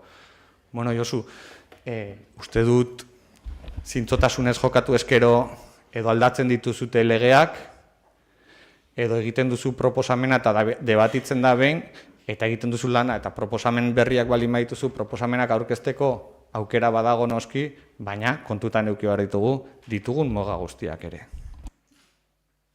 Bai, Gonzalo? Bai, Igor.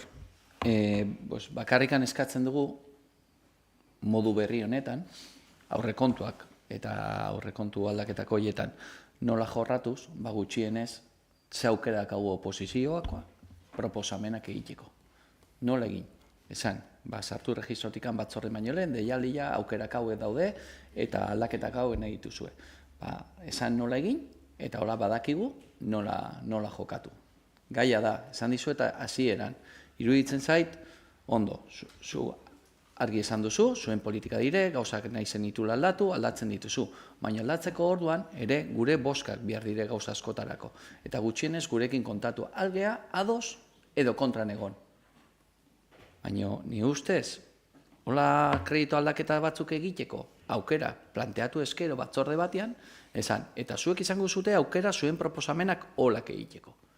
Esan, eta onartuko dugu, ez dugu onartuko, baina argi dakagu hori izango dela egoera berria, baina jakin behar dugu. Oin bapatean, kartak aldatu dire, ze ezin dugu, edo bai dugu, nola egin, guain lehen egiten zen daialdi ba, ekarri zuen proposamenak, ahi ba.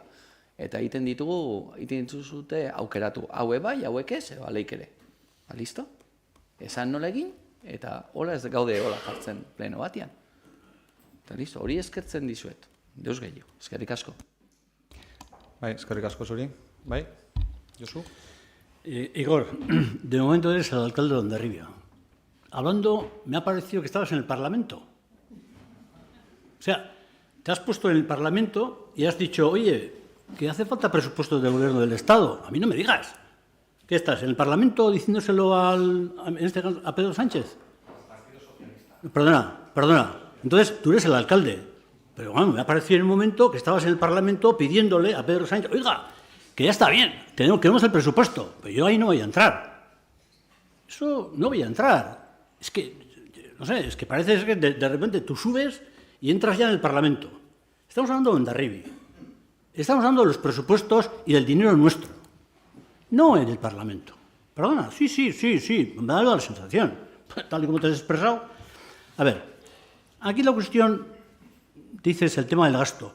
A ver, mi único objetivo, tú dices, no, es que me repito, mi único objetivo era, y ha sido siempre, cuando hemos ido a modificaciones de crédito, cuestiones que en los presupuestos no se han contemplado, volver, y era el tema del bono denda, que también salía en las modificaciones de crédito. Tantas cantidades que han beneficiado a los ciudadanos se han hecho en las modificaciones de crédito, en esta casa. Y ahora, las cuestiones que yo pasé la relación, y tú la tienes, la primera era el tema de Javier Duarte, el hacer, pues bueno, de alguna forma el estudio del parque. Por ejemplo, el tema de los pisos de alquiler, 25.000 euros porque no tenemos dotación.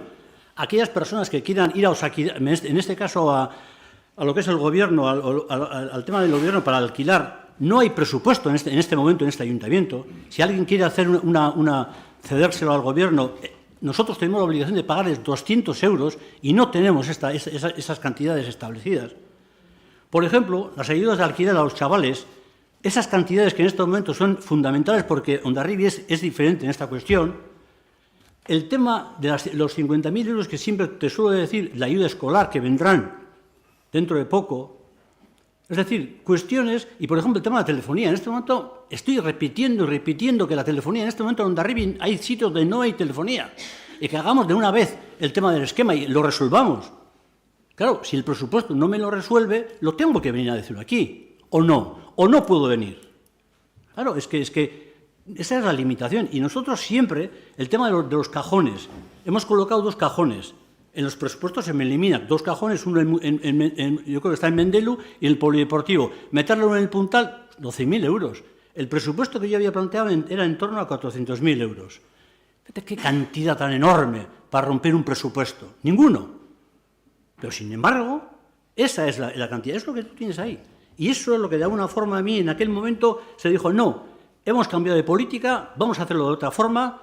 Y yo me encontré, no te preocupes, yo el mes de junio lo voy a plantear nuevamente porque me parece que es fundamental. Fundamental. Y es lo que siempre lo hemos hecho. Y no es un tema, es así. Entonces, no estoy pidiendo otra cosa. Y lo que te pido es, que, hombre, déjate de historias del Partido Socialista a nivel del Estado, céntrate aquí, en lo que es en Hondarribia, y bueno, y de alguna forma debatamos aquí. Claro, yo no estoy en el Parlamento. Igual tú sí. No lo sé. Jo, Josu, mesedez mikrofonoa. Nola gustatuko litzaidaken niri udal autonomian independentzia osoa edukitzea? Nola gustatuko litzaidaken niri Euskal Herri mailan erabakiak hartzeko gaitasun osoa edukitzea? Izugarri gustatuko litzaidake. Baina estatuko aurrekontu orokorren legeak udal herri guztioi eragiten digun lege bada. Betearaztea obligatzen digun lege bat da. Eta hori onartzea estatuko parlamentuari dagokio, tamalez guretzako, izan ere, ojala, eukibako agenu independentzia osoa. Espero dut planteamendu horretan zu ere alde egotea. Baina udaleko baliabideak kudeatzeko modu garden eta modu efiziente eta modu planifikatu batean urtean debate bat izatea dago jasota gure araubidean. Kredituak handitzea berez jasota dago inbertsio handietarako aurreikusitako tresna bat da, ez ohiko gastutarako. Guk debate hori izan genuen, jada, abenduan. Esan dudan bezala lehen, azkeneko 2 urteetan, 25 milioitik 29 milioira, 29 milioitik 34 milioi eurorako aurrekontua handitze batzuk izan ditugu, eta handitze hoietan jasotzen da udal honek daukan gaitasuna aurreko urtean inoizko gasturik handiena egin genuen eta 28 milioi euro terdi gastatu genuen ditugun baliabideekin. Nik uste dut ditugun baliabideak modu efizientean abordatuta ez daukagula kreditu edo aurrekontuaren handitze bat egiteko aukerarik. Izan ere, ez gerelako gai izango gastatzeko. Gure muga maksimoetan ari gerelako lanean. Hemen dauden teknikari guztiak 100% daudelako lanean, udale honetan. Eta jungo gera proiektuak abordatzen, badugu legealdi plan bat, ez da urte betekoa bakarrik, 4 urtetako plangintza bada, eta 4 urtetako plangintza horretan beharko ditugu datozen urteetan ere aurrekontuak egikaritu, eta hitz egingo dugu datorren urteko aurrekontuetan planteatzeko nolako formatu egin, jasotzen dut eskaera hori, eta hitz egingo dugu prozedura, hitz egingo dugu noiztik, espero dut uda honetan definitu alitzatea zein izango den datorren urteko aurrekontuko debaterako prozedura, eta horretan informatuko zaituztet. Baina aurrekontuen debatea urtean behin da, eta honetan tokatu zaiguna da kopuru batzuk, kontu batzuetatik bestera mugitzea, erabiliko ez direla aurrikusi delako. Eta hori da proposatzen dena finean. Beraz, 6. puntuan, partiden arteko transferentzien ondorioz kredituak aldatzeko proposamenaren bozketa egingo dugu, aldeko bozkak. Kontrakoak, gehiengo onartuta. 7. puntura pasako gara. Kasu honetan, prezio publikoaren ordenantzaren hasierako onarpenerako proposamena da. Guztiok bakizuten bezala, jostali pilotalekoaren parean, ibilgailu elektrikoak kargatzeko karga puntu bat jarri zen, bi karga mangera dituena edo nolabait esateko. Eta karga puntu honek kostu bat izango du erabiltzaileentzat, eta kostu hori izango da neurri batean zerbitzuak eragiten dituen gastuak estaltzeko. Kostu hori kobratzeko prezio publiko baten beharra daukagu eta horretarako ordenantza hau onartzea proposatzen da. Egin dire hainbat azterketa teknikarien aldetik, kalkulatzeko zein izan den inbertsioaren kostua, zein den argindarraren kostua, estimazio bat eginda zera bilera eukiko duen eta datu guzti horiek aintzat hartuta elektrizitatearen hornidura prezioa publikoa 0,55 euro kilobatio orduko izango da, edo hori proposatzen da, eta kobrantza ordainketa pasabidearen bidez egingo da. Azkenik esan prezio publiko honen ordenantza indarrean jarriko dela behin onartu eta Gipuzkoako aldizkari ofizialean argitaratzen den hurrengo egunetikan. Ez dakit argipen gehiagorik behar den edo valoraziorik egin nahi den. Bai, Gonzalo? Zaldeon. Galdera bakarra. Hau olentzereko pari moduan etorri zitzaigun herrira, bi kargadoreko jostaldin, eta noiz dakazute pentsatuta irekitzea, prezioak onartuta ja boletinen ondoren, edo halko zen lehenago ireki.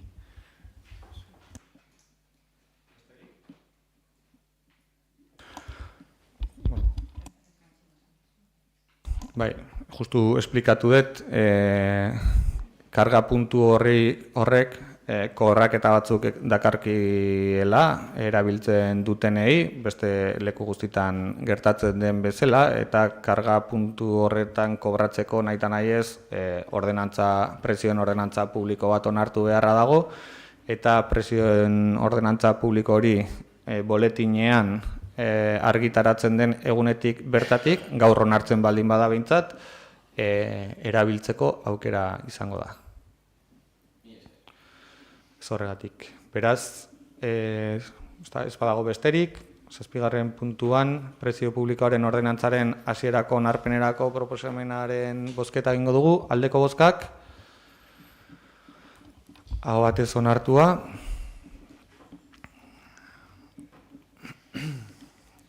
Zortzigarren puntuak izen traketx xamarra dauka, baina simple xamarra da. 87.03.112 katastro referentzia duen finka estatuko administrazio orokorraren izenean jabetza registroan inskribatuta ez dela jakintzat emateari buruzkoa da. Eta ari garena da, azken finean, hondartza eremuko lurren eskualdeaketarako tramitazioa burutzen ari garen honetan, hainbat urrats egiten hasia garela. Estatuaren lurrak diren eta herri lurrak izatea ahalbidetzeko, tramitazio luze eta konplexu honetan Espainiako hainbat ministeritza eta gobernu kontseiluarekin lan egin beharra daukagu. Eta esan beharra dauka, tramitazioaren hastapenetan gaudela. Tramitazioaren hastapen honetan, trantsizio ekologikoaren eta erronka demografikoaren ministeritzarekin lanean ari gara, hondartza futbol zelaia, kiroldegia eta kiroldegiari erantzitako kirolpisten lurrak itsas lehorreko jabari publikoa babestea ez dela beharrezkoa deklaratzeko. Hori lehenengo urratsa da eta momentu honetan urratxo horretan ari gara lanean buru belarri. Gipuzkoako itsasertzeko zerbitzu probintzalak otsaila amaieran argitaratu zuen Gipuzkoako aldizkari ofizialean aurrez adierazitako eremuak itsasoaren eta lehorraren arteko jabari publikoa babestu eta erabiltzeko behar ez dela. Adierazteko espedientearen hasiera ematea. Behin Gipuzkoako, boletinan Gipuzkoako aldizkari ofizialean bere iraunaldia egin ondoren eta helegiterik aurkeztu ez denez, behin-behinekotasuna izango du, eta horretan lehenengo urratsa egikaritzeko momentuan gaude. Eskertu nahi dut adierazpen hau emateko Gipuzkoako kostaldearen eta itsasoaren zuzendari nagusiaren aldeko ebazpena, zeren berak egin behar izan du, sail horretatik egin behar izan dute txosten bat, hau ahalbidetzeko eta eskertu nahi dut egindako aldeko ebazpen txostena. Eta hurrengo tramitera ekiteko herri administrazioen ondareari buruzko legeak aditzera ematen du lurzoruaren besterentzea burutu aurretik, higiezin horren arazketa fisiko eta juridikoa egin beharra dagoela. Egoerari argituta bi aukera daude. Alde batetik, beharrezkoa balitz dagokion jabetza erregistroan inskribatzea, edo beste aukera bat badago lege horren baitan lurzoruaren egoeraren berri aditzera ematea jasoko duen horrek. Eta burutu genuen azken bileraren ostean, Trantsizio Ekologikoko Ministeritzatik eskatzen zaigu akordio bat egitea udal honetan, non aditzera emango den Hondarribiko udalak badakiela lurzoru horiek ez daudela jabetza erregistroan estatuko administrazio orokorraren izenean erregistratuta. Akordio honen helburua da espedienteari jarraipena ematea eta ahalik eta denborarik lasterrean, zeren lehenengo aukera horrek espedientearen egikaritza zenbait hilabetetan luzatuko luke eta urrats honekin epeak murrizteko saiakera egingo dugu, bai gure aldetik eta baita estatuko administrazioen eskutik ere. Ez dakit galderarik, baloraziorik egin nahi den? Balorazio positiboa. Batez ere, gure ustez, gai hau urtetan daramagu, baino aipamen jartzen baldin bagera zeini eskaini eta zeini eskertu eta zeineri horrela ez dugu bukatuko.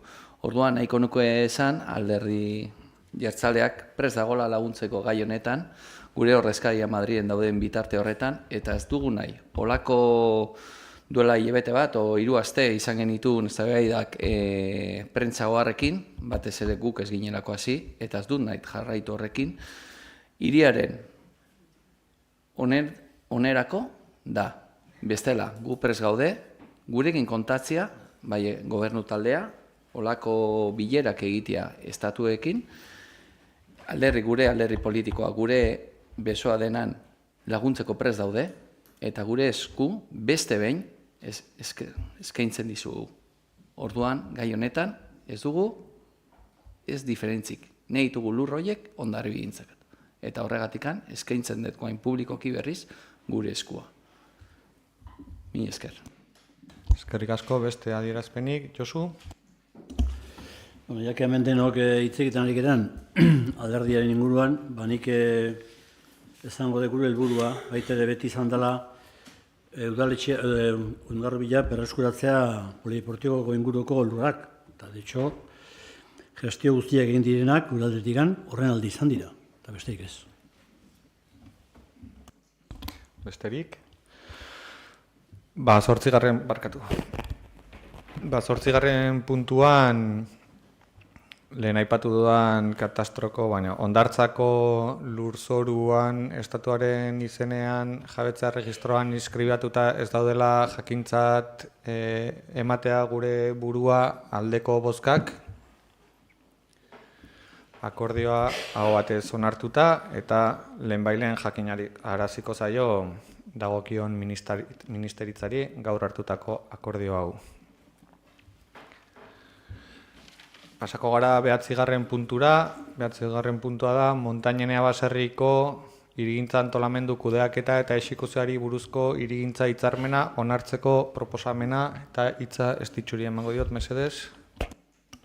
Eskerrik asko Igor, arratsalde on guztioi. eta nik ere kasu honetan pixkatarinago junteko bestela luzatuko gera, 9, 10 eta 12 puntuei sarrera berdina egingo diet, naiz eta gero puntu bakoitzean ñabardura txiki batzuk egingo ditudan. Bai. Zergatik egiten dut horrela, azkenean 3 puntu hauetan lan egin dugulako helburu berdinari erantzuteko, eta helburu hori da Hondarribia emergentzia habitazional baten aurrean dagoela, eta lehenbailen babestutako etxe bizitzak lortzeko estrategiak edo alternatibak lortu behar ditugula. Zertan oinarritzen gara esateko Hondarribia emergentzia habitazional baten aurrean dagoela? Bueno, alde batetik hor ditugu etxebideren azkeneko datuak, Hondarribian eskatzaileak guztira 1574 dira, horietatik, hau da, biztanleriaren 9% eta hori oso datu altua da. Esaten nun bezala, hauetatik 155 Hondarribian erroldatutakoak pertsonak dira, 800 gora. Eta eskari hauetan deigarria egiten dena da, 171ak egiten duela alokairuzko modeloaren apustua, eta eskatzaileen 174ak gela bakarreko etxe bizitza eskatzen duela. Beraz, nolabait adierazten digute datuek, oraindik familia eratu ez duten gazte horiek direla eskatzaile nagusiak, edo eta familia eta bizitzaren zati handi bat egin, eta 65 urtetik gorako beste behar batzuk dituzten talde hori ere, nolabait senior horiek ditugula, ez? Azken honeri helduta, Eustaten azkeneko datuak ere argi adierazten digute, Hondarribian 30-45 urte bitarteko familia gazteen segmentua asko txikitu dela azken hamarkadan. 2014 eta 2024 urten artean 131 murriztu da adintarte hori. Beraz, 2014an 2785 pertsona genituen adintarte horretan, 2014an aldiz 4018. Honek, gainera beste ondorio bat dauka, gure oinordekotzan, ez? Eta 0-14 urteko umeen kantitatea ere modu oso nabarmenean jetxi da hamarkada honetan. Honela, 2014an 2451 pertsona ume zeuden Hondarribian, 2024an 1823. Beraz, ja ez da bakarrik emergentzia habitazional baten aurrean gaudela, baizik eta emergentzia demografiko baten aurrean gaude. Ez dugu berritzeko gaitasunik. Gainera, badakigu ere, gizarte zerbitzuetatik egin zen adinekoen ikerketa horretan, 65 urtetik gorako pertsona horien azterketan, asko bakarrik bizitzeaz gain, bizi direla kondizio batzutan non beraien etxe bizitzak ez duen beraien beharren ez dien erantzuten, ez? Eta beraz pertsona edo kolektibo honeri ere, aterabide bat eman behar zaio. Eta gainera guzti honeri gehituko genioke APOaren alegaziotatik jaso genituen mezu edo idatzi horietan emergentzia hau nabari egiten zela. Beraz, zer egin genuen? Gure buruari galdetu genion hasierako onarpeneko dokumentu horrek nola erantzuten zion egoera honeri, ez? Dokumentu horretan planteatzen zen hasiera batean eremu libre guztiak garatzea, hau da, gaur egun daudena, baino 4 egun gutxi gora bera, etxe bizitza libre gehiago lortzea hasierako fasean, eta 0 VPO. Eta hau justifikatzen zen nolabait esanez, libre horiek egin behar zirela, udaletxeak diru hori jaso, eta diru horrekin lurrak erosi, plan partzialak egin, eta eraikitzeko, ezta? Eta orduan hausnartu genuen, kasuriko berenean, basako egin, basako montainenea kubo egin, eta 5 urtetara hasiko ginela ikusten babestutako lehenengo etxe bizitzak. Berantegi zen.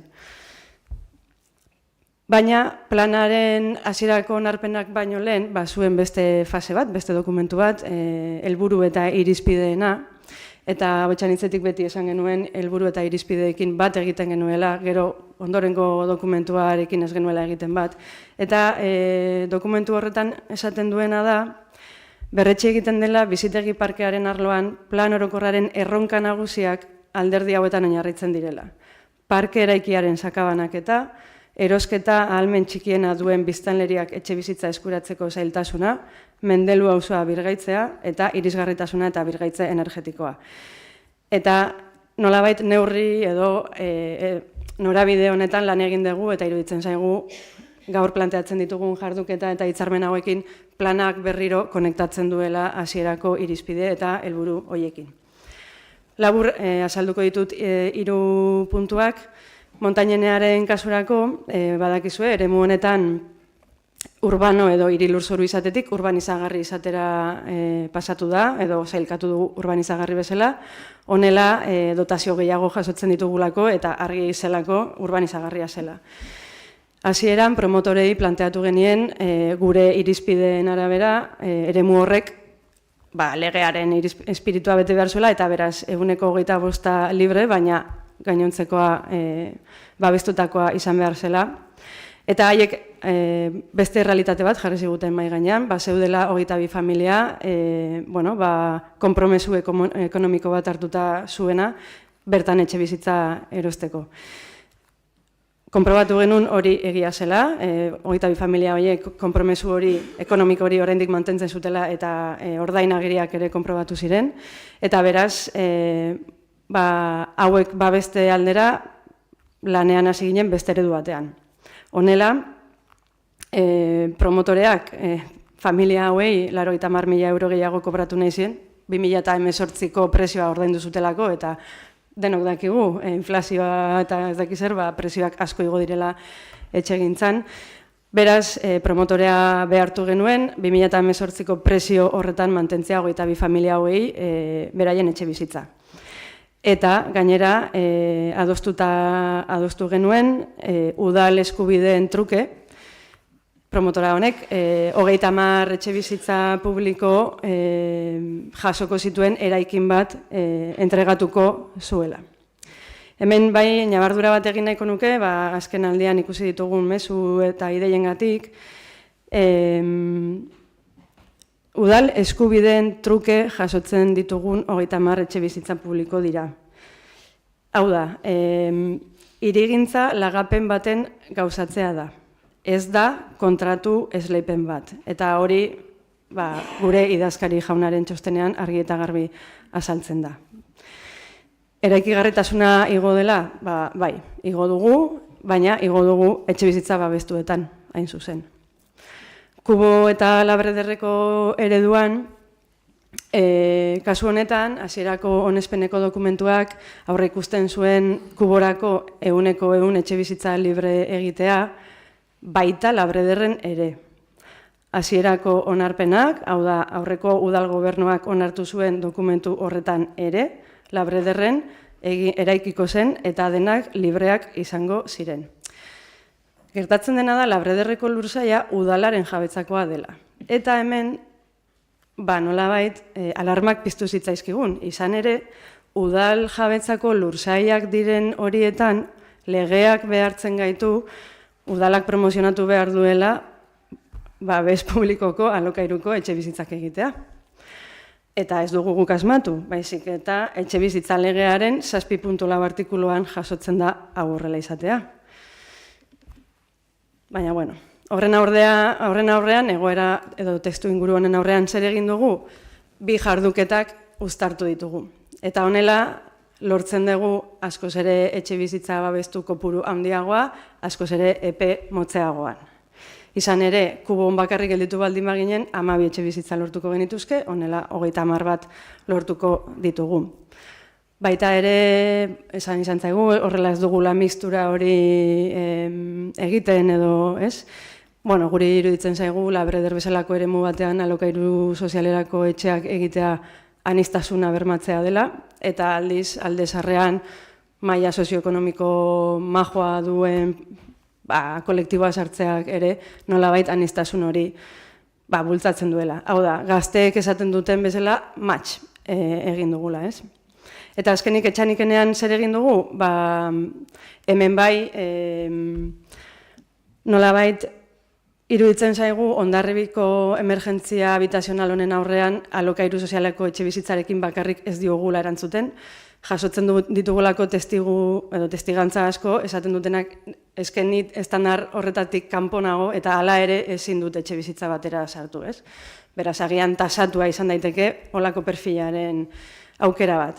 Bueno, etxanikenean egin duguna izan da, eremu honetan bai, lurzoruaren legeak agintzen duen bezala, eta urbanizagarri den heinean, 125 libre izango da, 175 babestutakoa eta tasatutakoa. Eta egia da, basako bezalako eremu bat planetik ateratzean, transferentzia mekanismo hauek nolabait minimora jistea albidetu digula, eta beraz etxanikene lehen guztiz babestutako etxe bizitza izango zen, eta orain aldiz transferentzia horiek ez ditugunez, mantenduko dugu etxe bizitza aniztasun hori. Eta baita ere, noski, eraikigarritasuna igo egin da. Beraz, iruditzen zaigu, nolabait, etxanikeneak bai lortuko dula ja benetan emergentzia horri erantzutea. Izan ere, hitz egiten ari gara gutxi gora bera 240 babestutako etxe bizitzaz. Sarrera hau eginda, lehenengo puntuari, hau da, Udalbatzako 9. puntuari ekingo diot, eta hemen ja preseski hitzarmenari buruz jardungo naiz. Izan ere, puntu honetan, Montañenea baserriko 8.6.1 esku hartze eremuko iregintzari buruz, hitzarmenari buruzkoa da, eta adierazi nahiko nuke alegazio bakarra jaso dugula hitzarmen honen harira. Alegazioak eskatzen duena da beste eremu batean, Kosta kaleko eremu baterako Montañenean erabili genuen mekanismo berdina erabiltzea.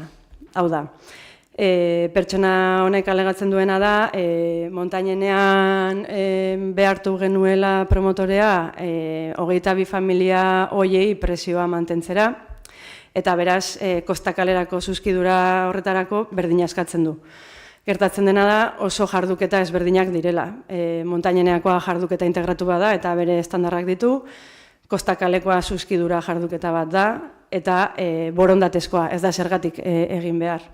Gainera, Montañeneako jarduketak, hirigintza izapidetzea oso aurreratuta zeukan, Kostakoa ez da inoiz hasi udalean inolako izapiderik, eta bukatzeko erreserbisten kasuan, aurreratu dudan bezala, Montañeneako kasuan, konprobatu ahal izan genuen, benetan 22 familia horiek, konpromesu hori, ekonomiko hori mantentzen zutela, eta aldiz, Kosta kaleko hauen kasuan, 2021 batean eten zituzten beraien konpromesu ekonomikoak, beraz, oraintxe bertan ez zegoen ezer.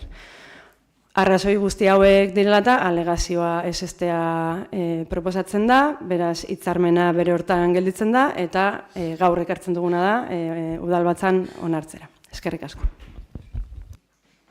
Eskerrik asko, baloraziorik egin nahi da.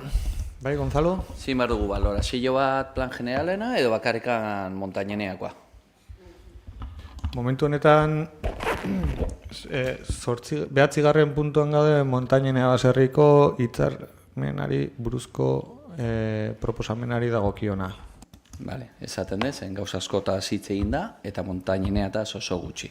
Baina, hau hartuta, Montañenea eta hitz egingo dut, eta batez ere, argi esan du, bai estitxuk esan du, txosten juridikoa jaso dugula, eta hor argi ikusten da, ez dela lege kontratotikan hartu biharrikan, eta konbenio daudenian, beti lege hori alde bateak gelditzen da, eta konbeniorekin onartu daiteke. Argi dago, baina ez dakagu argi, txosten juridikoa jaso dugu epezkanpo batzordea, baina 45 ordu lehenago. Lehenagotikan ez geneukan txosten juridiko hori. Hori argi nahi dut esan. 2. Konbenio hau idazteko, bukaieran ikusiko da, lotura nabarmena gaztela 3 konbenioak. Baina batez ere nahiko nuke esan, puztu direla presioak, balorazioak. Nola egin, nola ez egin, hori argi utzi behar da. Ampliatu da edifikabilitatea denean. Bai, etxe publikotan, 2500 metro, eta bai, etxe pribatutan, 700 y pico metrotan. Eta hori ere argi esan behar da. Ez esan bakarrikan etxe publikotan hilo dela. Denetan hilo da. Izan daiteke akordio ona, izan daiteke akordio txarra. Egin daiteke modu batean, egin daiteke modu desberdinean. Baina hemen misien behar da reparzelazio bat, eta udal lurretan geldituko zena, egingo da jaso eraikin bat diruaren ordez. Eta ez da dirua teitxia jasoko. Hori ere argi esan behar dugu. Eta ez dugu begi honez ikusten konbenio hauek. Zen batzutan konbenioak onak izaten die etxe bat egiteko orduan, eta bere frentean dago plaza, kalea, errepidea pasatzen dela, eta hori dena konpontzeko, bueno, ikusi daiteke begi honez. Baina hemen ari gera ja hizketan milioi askotaz. Bai itxi egitea, eta gero udalak 5.300 euroko baloratuan dagoen etxe bat jasoko duna. Zeinek esaten digu eskaintza hori ezela izango lehiaketa publiko batean merkeago, edo garestiago, hor balorazio bat egin behar da. Askotan, olako irigintzako konbeniotan o irigintzako operaziotan, egiten dena da, eremu guztia urbanizatu, partzelak jaso, pribatua dakana, pribatua jarraitzen du beria izaten, eta gero, udalena dena, iten da lehiaketa batera. Eta hola, kumplituko ditugu publizitatea. Eta eskaintza aukera denentzat. Denentzat. Kasu hontan, bihatzarekin, zuzenean eman zaio, montañina residenzialeari berak egitea. Eta ez dugu begi honez ikusten. Hor diru asko jokoan. Alda modu batean edo bestian. Egin, esan dut lehen, esan dut oraingo puntuan. Ezin duguna onartu da, olako operazio potolo batean, nola alzaio zuzenean, enpresa batei eman. Eta presioak egon dire pustutak. Pustutak. Eta hori argi dago. Eta gero loturak izango dute urrengo konbenioak. Bai kubo eta bai txanikenean. Eta alda, eta eskertuko nuke, urrengo konbenio etxanikeneakoa den hortan, txosten juridikoa lehenautikan jasotzia. Ezin dugu jaso txosten juridikoa eta 15 horrierekin, jurisprudentzia pila batekin, datu pila batekin, legeekin, zakizer, 45 ordu lehenago. Eta gustatuko litzaiake lehenxogo jasotzia. Hori aztertzeko. Urrengo konbenioan, aipatuko dut beste xietasun batzuk, baina konbenio honekin ez gaude ados. Ez gaude ados, ez gaudelako etxe publikoaren kontra. Ez. Etxe publikoak egiteko orduan, diru publikoarekin egiten da. Eta diru publiko horren erabilera zuzena izan behar da. Ta gardena. Eta hau, odeiz, tapatuta dago. Eta beraz, ez dugu onartuko, olako konbenio urbaniziko potolo bat, ez dugu onartuko, arau publikotikan, kanpo. Beraz, gure boska kontraskoa izango da. Eta ustedet, aurreko plenoan, ja nahiko hitzen genuen honen gaiekin. Mi esker. Eskerrik asko beste baloraziorik, Alderdi Sozialista.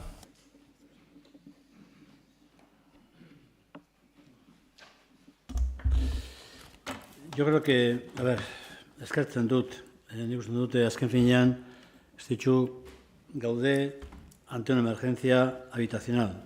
Nik uste dut hori, bueno, es un elemento importante a la hora de valorar y a la hora de enfocar toda esta cuestión. Pero las emergencias habitacionales hay que hacerlas, pero no se pueden hacer de cualquier manera. Los podemos hacer desde lo público o de lo privado. A veces... Pues, en fin, a veces solemos dar, pues bueno, yo creo que está bien, pero que tengamos en cuenta que a la hora de hacer las cosas las hagamos con criterios en el cual lo que es el interés general, lo público, es tan importante como lo otro. Y yo creo que ese tema es la cuestión que yo creo hay que constatar. Pero en cualquier caso, el tema de Montañenea, el tema del Cubo de la Magdalena y el tema de Cheniquenea, a ver, yo creo que todo va un poco en un paquete. O sea, todo es un paquete y detrás está el inicio de lo que es el plan general. O sea, no es un tema sine qua non, es el plan general globalmente y la filosofía que envuelve al plan general. Y eso yo creo que hay que constatarlo y dejarlo, desde mi punto de vista, lo voy a dejar en ese punto. Es decir, antes de nada, antes de entrar en Echeniquería, quiero hacer un preámbulo de lo que de alguna forma supone y lo que nosotros entendemos en lo que es el enfoque del plan general, que luego lo vamos a votar el día 19 de junio, toda la evolución que está, y de alguna forma cómo se entronca estos tres escenarios. Con fecha 13 de septiembre del 2023, el Grupo Socialista presentó una enmienda a la totalidad en el Plan General solicitando la retirada del Plan General de Ordenación Urbana que se ajuste a los criterios como la eliminación de las transferencias, la limitación del Basaco, eliminar las transferencias en el Cubo de la Madalena, Montañenea, cambios en la Inchurrizqueta, ampliación del parque de vivienda pública, ampliación de los porcentajes del ámbito, etc. Son algunas de las posturas que el Grupo Socialista ha mantenido durante la redacción de los principios del Plan General. Este planteamiento, de forma reiterada, lo mantuvimos a lo largo de los trabajos de elaboración del Plan General en el avance y también en los objetivos y criterios, donde marcábamos los objetivos más elementales, además de la aprobación inicial. Pues bien, el Grupo Abotxaniz, ante la propuesta que nosotros planteamos el día 23, nos comentaron que no eran partidarios de volver atrás y que preferían modificar el Plan General aprobado, modificando aquellas cuestiones que entendían necesarias. Ese fue el enfoque que de alguna forma Abotxaniz planteó cuando nosotros hicimos la enmienda a la totalidad, nada más, después de las elecciones. Ante la negativa, el Grupo Socialista presentó 10 enmiendas. 10 enmiendas. Una, alegaciones sobre la política de vivienda del Plan General, alegaciones sobre la Jaizkibel Urbanizazioa, políticas de rehabilitación de vivienda y medidas subvencionales, alegaciones sobre Amute el Piputs, alegaciones sobre la edificación fuera de ordenación, división de vivienda y rehabilitación, vivienda vacacional y hospedaje turístico, me refiero a los pisos turísticos, alegaciones sobre Mendelu, alegaciones sobre Zaldunborda, alegaciones sobre San Basaco. En esas alegaciones estaba implícito tres cuestiones para mí importantes. Era la eliminación de las transferencias y de alguna forma, la ampliación de la edificabilidad que había que darle, porque entendíamos que la edificabilidad era fundamental para que de alguna forma esa habitacional aumentara. Y tercero, la desaparición de un ámbito o de algunos ámbitos. Bien. Algunas de estas alegaciones están recogidas en la nueva redacción del Plan General y otras no.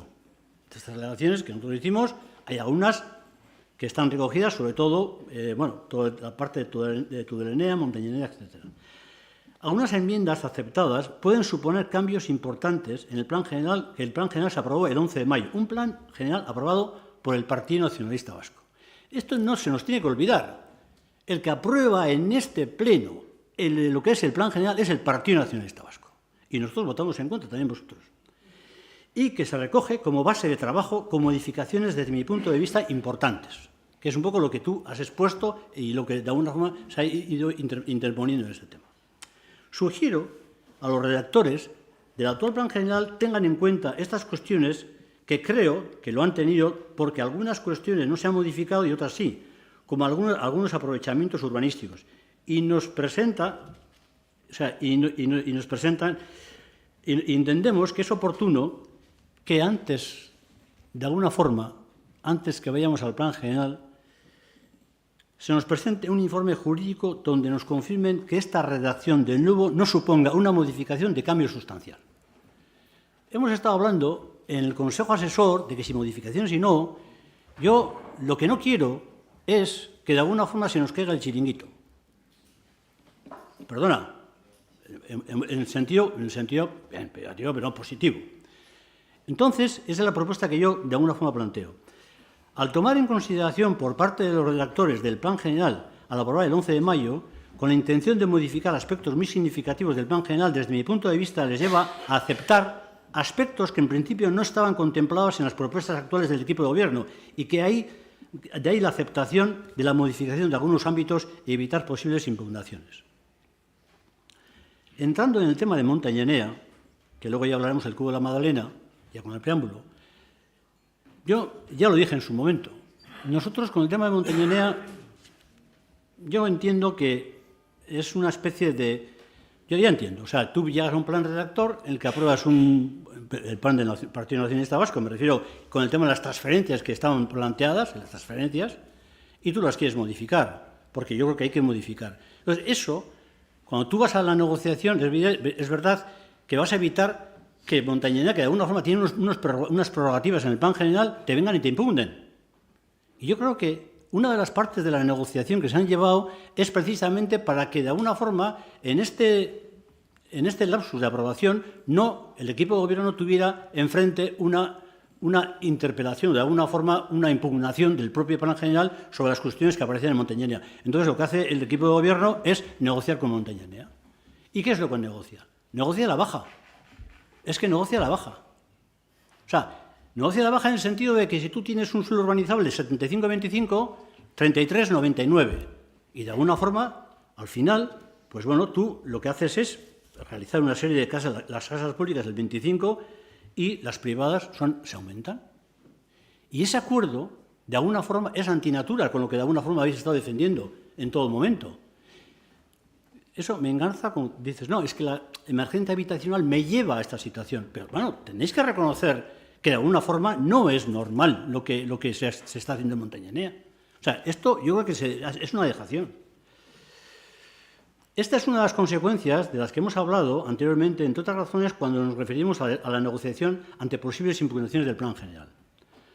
No me parece de recibo citar actuaciones y luego, claro, luego viene ya Botanich y sale con la propaganda. Hemos conseguido no sé qué. Oiga, mire usted, has conseguido lo que has conseguido, pero se ha negociado a la baja.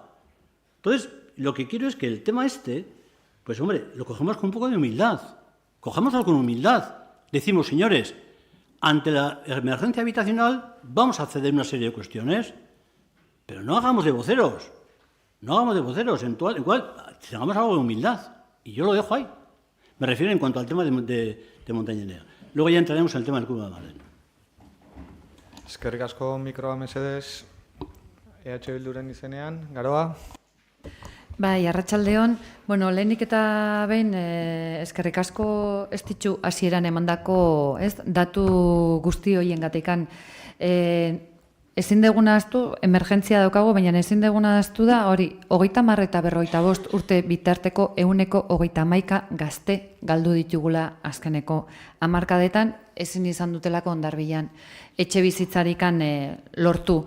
Hori azken finean, herri eredu batetaz ari gara hizketan, eta hemen erakutsi dena da, promotore berdinarekin, helburua desberdina baldin bada, lortu daitekela. Azken fina da, bakoitza mahai gainean jartzen ditun printzipioen arabera. Eta zure printzipioak baldin bada herritarrak, hondarbitarrak izatea lehenengo mailan eta ez bestelako batzuen interesak, egin daiteke. Aipatzeko, aipatzen de kalkulu ekonomikoana, eta lehen galdetu behar izan diote Igorri, baina uste dut, udal arkitektoa izan zela bere momentuan transferentzien kalkulua egin zituna, eta orain Montañenea eremurako kuantifikatu denean zenbat eta etxe bizitza, pertsona berdinetaz ari garela. Orduan, nik behintzat ez nuke zalantzan jarriko udal teknikari baten kriterioa ulertzen dutalako berea objektiboa dela. Orduan, hori ja iruditzen zait izugarria zalantzan jartzea udal arkitekto anderearen lana. Eta alderdi horretatikan argi gelditzen dela da Montañenearen kasuan, baina egindako sarrerarekin, herri honetan lehen aipatu dena, segregazioa albo batera uzten dela, nastea ona dela, herritar batekoak eta bestekoak elkarrekin bizitzea ona dela. Eta kontratazioak eta azken finean, ze hobeagoa lur horretan karga ardura duten horiek guri dirua eman beharrean dagoeneko etxe bizitza egin batzuk ematea, eta honek emango digun aukera da etxe bizitza saia eratu behar dugula. Edukiko dugulako etxe bizitza parke bat, kasu honetan eta lehenengoak esan dezakegu, eraikiko direnak, baina hasieratik aipatu den bezala, badauzkagu eskaera egiten digutenak eta lanketa horretan ere gaude, 75 urtetik gorako pertsonak badaude, beraien etxe bizitzak ere irisgarriak ez direnak, eta ondo datorkie, igogailua, ascensorea daukan etxe bat ere edukializatea, eta etxe bizitza sailak albideratuko diguna da, kudeaketa bat egitea, agian askotan pentsatu dugu etxe bizitza berria eta gazteari izan behar dula, baina agian helduarentzat izan behar du, ze gazte hori helduaren etxera agian joan beharko du, igogailurik ez daukana. Beraz, hemen ikusten duguna da, negoziaketetan mahai gainean jartzen den borondatearen arabera, lehenengo mailan jartzen ditugu herritarrak edo bestelako interesak. Argi dago, negoziatzeko gaitasuna izan du udal honek, negoziatzeko gaitasuna izan du ez dituk bideratzen duen saila horrek, eta promotoreak sinatzeko prest egon dira. Nahi dut esan, hemen mai gainera jartzen dena ez da inongo katastrofea, eta gainera esaten zigutena, beste herrietan egiten den hori ekarri dugu Hondarbira. Hondarbila baina arte zen desberdina, egiten zituzten etxe libreak eta altxortegia diruz bete, baina publikoak inoiz ez. Orain, beste herrietako eredua ekarri dugu gurera, eta promotoreak egokitu dira primeran. Beraz, arazoa ez dire promotoreak, arazoa da nork bideratzen ditun negoziaketa horiek. Eskerrik asko, ez dakit, beste hitzartzerik ez ditzu? Nik esan diren hainbaten inguruan, arrazoia duzu Gonzalo, dokumentu juridiko mardula da, saiatuko gara hurrengoan 48 ordu baino gehiago ematen, hortan ados nago, baina arauzkanpokoa dela egiten ari garena, igual frenadaz pasatu zara, eta gainera iruditzen zait, teknikarien lana, ez dakit, non jartzen duzun, edo... Ez, esan duzu arauzkanpokoa. Eta hori iruditzen zait lekuzkanpo dagoela guztiz. Gainera, baitare esan nahiko nuke, konbenioak ez ditugula guk asmatu, ez, Igor? Ez?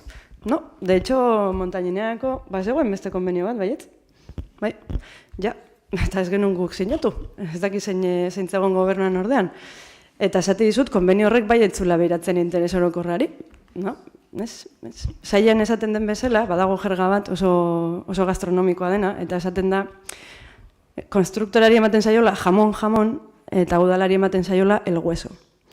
Eta orduan aurreko konbenioak hori egiten zuen. Gu, ibili gara interes orokorraren alde lanean. Eta hori da gaurko konbenioekin ekartzen duguna. Josu, guztiz ados nago zurekin, guk ere ez dugu nahi plan hau arrisku juridikoan jarri. De hecho, arrisku juridiko horretan ez jartzeko, hainbat apo tragatu behar izan ditut. Eta badakizu ondo, eta egurra eman didazue ere bai horregatik. Eta oso profesional onak ditugu etxe honetan, eta hori oso ondo kontrolatu dute. Gero epaitegitan gertatuko dena, auskalo, ze badakigu epaitegiek, dependeta izean ondik ematen du, gauza bat edo bestea. Baina zindagizuet interes orokorra izan dela gure ipar horratza. Eskerrik asko. Zagit, zerbait gehiago esan nahi den, edo bozketara pasako garen. Bai, Gonzalo? Esan dugu Montañenea eta bakarrikan hitzengo genula. Hala uste, hala ulertu dut. Baina, hemen batzuk, odenak, konzat ez dakin ora. Erantzun bakarra esango dizut barkatu. Gonzalo, ni ez. Ez naiz jun inora, nik puntua irakurri egin dut, zuek zate hitzartzen duzutenak, eta uste duzuk ere beste gaia batzutaz ere hitz egin duzula. Baina, ez ditzu, aldizut gauz asko onartu, edo ez onartu, baina mesedez. Ez izan EAJaren gobernuan interes publikoarengan ez dula borrokatu. Hori ez dizut onartuko. Aldituzu, konbenioak hobe, ukerragoak edo nahi dituzunak esan, iruditu. Baina esatea guk ez dugula interes publikoaren gatik borrokatu, ez dizut onartzen. Bakarrikan zuzenketa hori. Mesedez. Besterik? Ez? Ez barima dago beste hitzartzerik, 9. puntuan montaineneako hirigintza antolamendu kudeaketa eta exekuzioari buruzko hirigintza onartzeko proposamena bozkatuko dugu. Aldeko bozkak, aurkakoak, gehiengoz onartua. Eta pasako gara 10. puntura, Kubo de la Madalena Labreder eskuartze eremuko hirigintza antolamendu kudeaketa eta exekuzioari buruzko hirigintza hitzarmena onartzeko proposamenari dagokiona da. Estitxu, zuri emango izutitza aurkezpena egiteko. Bai, oraingoan zuzenago jongo naiz gaira, sarrera egina bai daukat. Eta Igorrek aipatu bezala, 7-1, Kubo Madalena Labreder eremurako hirigintza akordioari buruzko puntua da. Eta aurreko hitzarmenean alegazio bakarra izan baldin bagenuen, hemen 216 alegazio jaso ditugu epe barruan eta 3 epez kanpo. Harritzekoa, apoak berak, baino desente alegazio gehiago jaso ditu. Orduan, bai iruditzen zait, sarrera nolabait kontekstu bat behar duela eremu hau azaltzeak. Bai. 1986ko arauetan, Hilerri ondoko partzela esparru librea zen, goikoa, eta lehenengo etxebizitza lerroaren azpian dauden 2 partzela horiek, bat esparru librea bezala izendatuta zegoen, eta bestea eskola ekipamendu bezala eraikin bat egiteko. Arauen aldaketa puntual bat egiten da, eta ondorioz, lehenengo etxebizitza lerro horren azpian zegoen esparru libre hori privatizatu egiten da, eta piztina batean bihurtzen da. Beraz, bizilagunen onurarako privatizatzen da. Honen ondorioz, gertatzen dena da, hezkuntzarako bideratuta zegoen ekipamendu hori gelditzen dela ez dela irisgarria. Ezin da ez kotxez, ez bizikletaz iritsi, eta oinez ere nekez eskailera bakarrik dituelako iristeko. Beraz, nahiko egoera bitxia, ezta?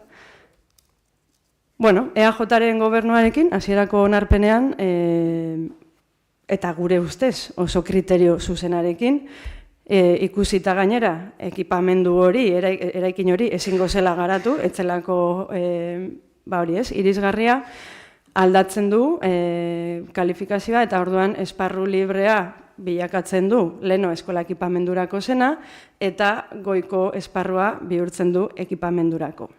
Baina eske hasierako onarpena ez da hor gelditzen. Ja aldaketa egin ondoren esaten du eskola ekipamenduak ez direla behar, datuak eman dizkizuet eta hezkuntza sailarekin hitz egitea besterik ez dago jakiteko hezkuntza ekipamendu gehiago ez direla behar, eta beraz, erabilera aldatu egiten zaio, etxe bizitza erabilerari. Beraz, kasu honetan ere, ados gaude, hasierako onarpen horrek egiten zuen aldaketa horrekin.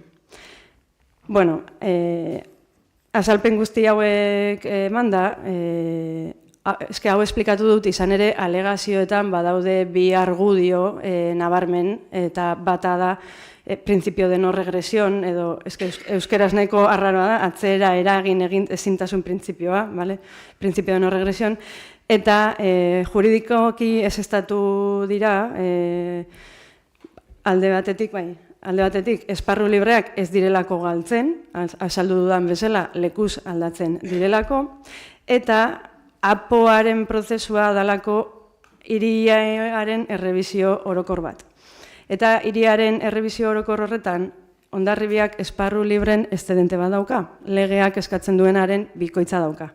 Eta beraz, galduko balitz ere ez litzateke aldaketa kritikoa izango. Hori alegazioetan ematen den argudio nagusienetako bat, eta beste argudio nagusienetako bat da aldaketa hau, aldaketa sustantziala dela, eta adierazi behar duguna da antolamendu xehatuko zehaztapen bat dela. Ez diola hiri ereduari eragiten, esan dugudalako lehendik, onartuta zegoen dokumentu horretan eraiki egingo zelako. Eta gainera, lehen aipatu dudan bezala, etxe bizitza librerako aurreikusita zegoela eta lurzoroaren legeak esaten duen bezala udal titulartasuneko partzeletan alokairu sozialerako eraikinak egin behar direlako. Beraz, argudio hauetan oinarrituta, alegazioak ezestea proposatzen da, beraz, hitzarmena bere hortan gelditzen da, eta udalbatzara ekartzen dugu, onartua izan dadin. Eskerrik asko. Eskerrik asko ez ditu baloraziorik. Bai. Gonzalo? Eskerrik asko ez ditu. Zuzenketa txiki bat nahiko nuke egin berriro, zen uste dut ez dugu ulertu. Ez ditu, esan duzu etxe libriak jungo ziela horrez. Irakurketa ingo izut, fitxan nola jartzen duen. Aprobación inicial 2023, mayo. En general, se propone la consolidación del desarrollo existente y la convalidación de las condiciones de ordenación pormenorizada, establecidas por las normas subsidiarias, con un cambio en el referente a las parcelas de titularidad municipal. Se dispone el traslado de la dotación de espacios libres dedicada a jardines a la zona interior del ámbito, calificada como reserva para centro docente y reserva de interés público y social, que no tiene sentido en esta ubicación, consolidando la disposición de dotación en el municipio y la falta de accesibilidad de la parcela, y la recalificación del suelo situado en la zona alta con destino usos residenciales de tipo colaborativo y equipamientos según se determine en los pliegos redactados para la enajenación de los terrenos. Ez du jartzen venta libre. Hori zuzenketa egiteko ingenun, bian jartzen zuna, gora eraman. Eta hori argi dakagu, hasierako onarpenean hala jartzen zula. Eta hortan, ados gaude denok. Orain, konbeniorekin. Aurkitzen gera, lehengo moduan, inseguriai juridikoa, ondo ulertzeko, badaukan konbenio bat. Batez ere berriz pustutzen dien presio guztiak, gainera, harridura sartzen dut, oparitzen die partzelak, oparitzen die bi lokal ere eraikinak, bi lokal, sotano y semisotano, eta gero gainera udalak zuzenean emango ditu 375.000 euro bezabarne eraikitzen duen enpresari, hori bukatzeko. Baina bestaldetik, ere konbenion jartzen du, bai proiektua eta bai zuzenbidea ateko dula udala, kontratatuko dula. Eta txosten juridikoan, maniobra horrena ez dut ikusi noen. Agian horre hongo da, esan dut, jaso ditugu bi txosten potolo juridikoak, eta ez dakit maniobrari hor jartzen duen, ala ez. Inbar dugu aztertu, zen jaso dugu, epeskanpo baita ere, txosten juridiko hori. Eta horregatikan ere, orain ere eskatzen dizuet, etxanik eneako txosten juridiko lehenagotikan jasotzea. Eta hemen ikusten dugu, ere, partzela publiko batean, repartzelo hori gabe, ja publiko batean, zuzenean ere ematen zaio, enpresa promotora bateri ematen zaio eraikitzeko aukera. Lehiaketari gabe, sin libre konkurrentzia. Eta holako beste konbenio potolo bat, euro askotako potoloa, ez dugu ondo ikusten. Gaina zalantza juridikoa dazkagu. Beraz, guk ere, oraingoan, kontran egingo dugu. Mila esker. Eskerrik asko, Alderdi Sozialistaren izenean, Josu. Bai,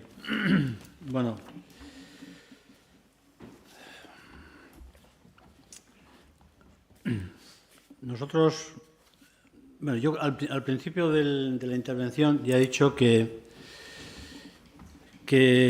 es muy importante, Ondarro Villanavides, el tema de la emergencia habitacional, pero detrás de ese concepto, que es tan fundamental, sobre todo en Hondarribi, no podemos en ningún caso, de alguna forma, pasarnos en principios que siempre hemos defendido y que de alguna forma en un momento determinado, pues por circunstancias, pues cambiamos de acera.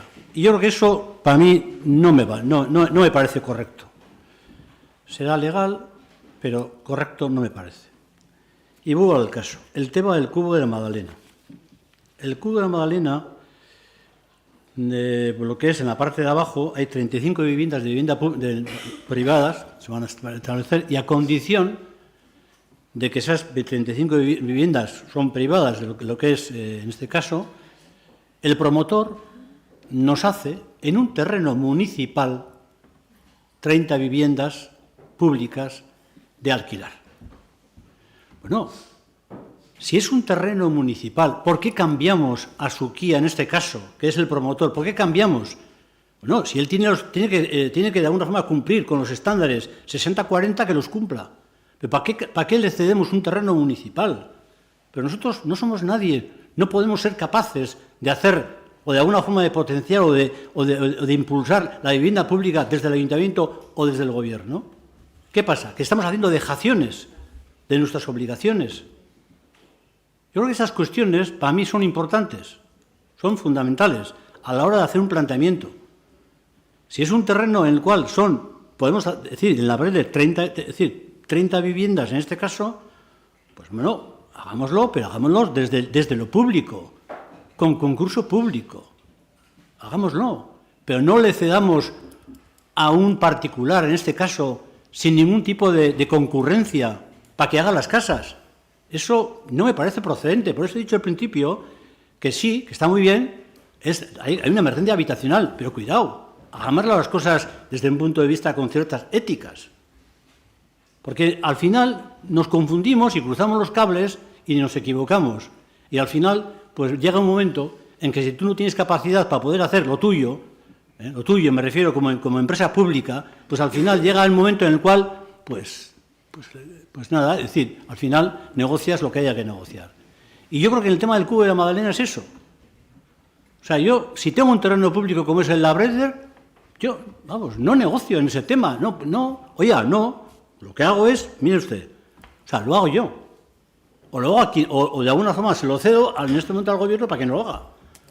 Pero no voy en ese escenario. En lo cual, yo creo que no me parece procedente que hayamos cambiado los cromos de tal manera, no me parece procedente, en lo cual yo tengo que decir que en ese tipo de prácticas pues no voy a entrar, en lo cual voy a votar en contra. Eskerrik asko, Garoa. Bai, hemen mai gainean jartzetikan, azkenean gauza asko zendilako eta errepikakorrak izan daitezkena, ez? Baina akordio honen baitan ulertutakoaren arabera igogailu batetaz ere bagabiltza, plaza berreskuratze batetaz eta udal beste eraikin batetaz ere bai. Ordan, bueno, akordio honen baitan etxe bizitza horietaz gain udalak ere bestelako azpiegiturak ere lortuko ditula eta beriz ere negoziatzeko ahalmenaz. Eskerrik asko. Mila esker, ez dakit erantzunik, bai, Estitxu. Bai, nik galdetu nahiko nieke oposizioko taldei ea ados gauden behintzat denak, udal titulartasuneko lursailean, alokairuzko etxe bizitzak sozialak edukitzeko. Hortan ados gaude? Bai? Bale. Jakin ezazue, zuek onartu dituzuen lege eta dekretutan, ez udalean noski, beste administrazio batzutan, lurzoruaren legeak, de hecho, jartzen duela, claro, udalak jaso ditzazkela, orduan, ari zarete behin eta berriro, nik eske benetan, eta hoia bihotzez esaten dizuet, uste dut ez daukazuela argudiorik etxe bizitza publikoaren kontra egiteko, eta ateratzen ari zarete adjudikaziona dedo, kontrato, Begira, esaten dizuet, zuek onartutako lege eta dekretuek jasotzen duten figura bat da, eta gainera da modalitate berritzaileenetako bat. Ze gainera orain, lurzoruan egin diren azken aldaketa batzuk, esaten du udalak jaso ditzazkela etxeak erosteko, jaso ditzazkela zuzkidura eraikiak jasotzeko, eta inkluso errehabilitazio obretan ere jaso ditzazkela zuzkidurak. Osea, hori legeak jasotzen du. Orduan, galdera fundamentala hemen da, ados algaude danak udal titulartasuneko lursail batean etxe bizitza publikoa egiteko. Bai, bale. Ez alda askoz ere logikoagoa. Enpresa pribatu baten abiadura aprobetxatzea lehen emergentzia habitazionalari aurre egiteko baldin eta legeak jasotzen baldin badu figura hori. Ez algara ari esaten, benetan, denok esan dugu, emergentzia horren aurrean gaudela. Orduan, zergatik ari gara dudan jartzen teknikarien txosten juridikoak, ez daukagulako beste argudiorik. Esketzait beste zer okurritzen. Eskerrik asko. Bai, Gonzalo? Oso ondo ez ditzu. Baina, bueno, ez dakit ulertu duzun hasieran zer esan dudan. Olako konbenio potolotan, beste milioi euro martxan daudenak, ez dutela ondo ikusten, ez dugula ondo ikusten libre konkurrentziaz betetzea.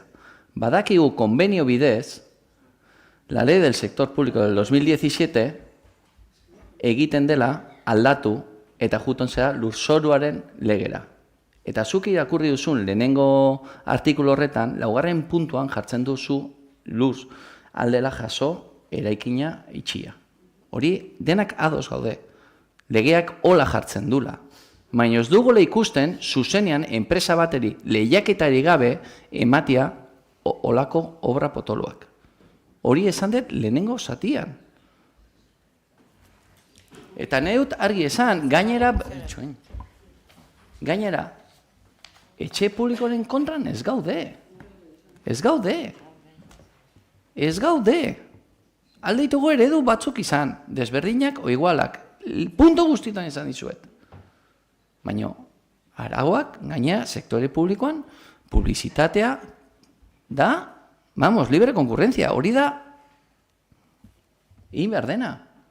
Konbenioa zertako erabiltzen dire? Bazan dizu, logikona da, ondoko kalean, bertan dauden gauzak, alduzu konbenio baten egin, baina olako eraikinak, adibidez, ia 10 milioi euroko zuzenean ematia. Zertaz ari gera. Nik guain galdera egiten dizuet. EAJak egingo bazitun 3 konbenio hauek alde egingo zenuten. Egiz esaten dizuet, zintzo gainera. Zenbat aldiz egin duzutek kontran, konbenion kontra. Baina hola esaten dizuet. Egingo zenuten alde, egongo zineten hemen pustutak.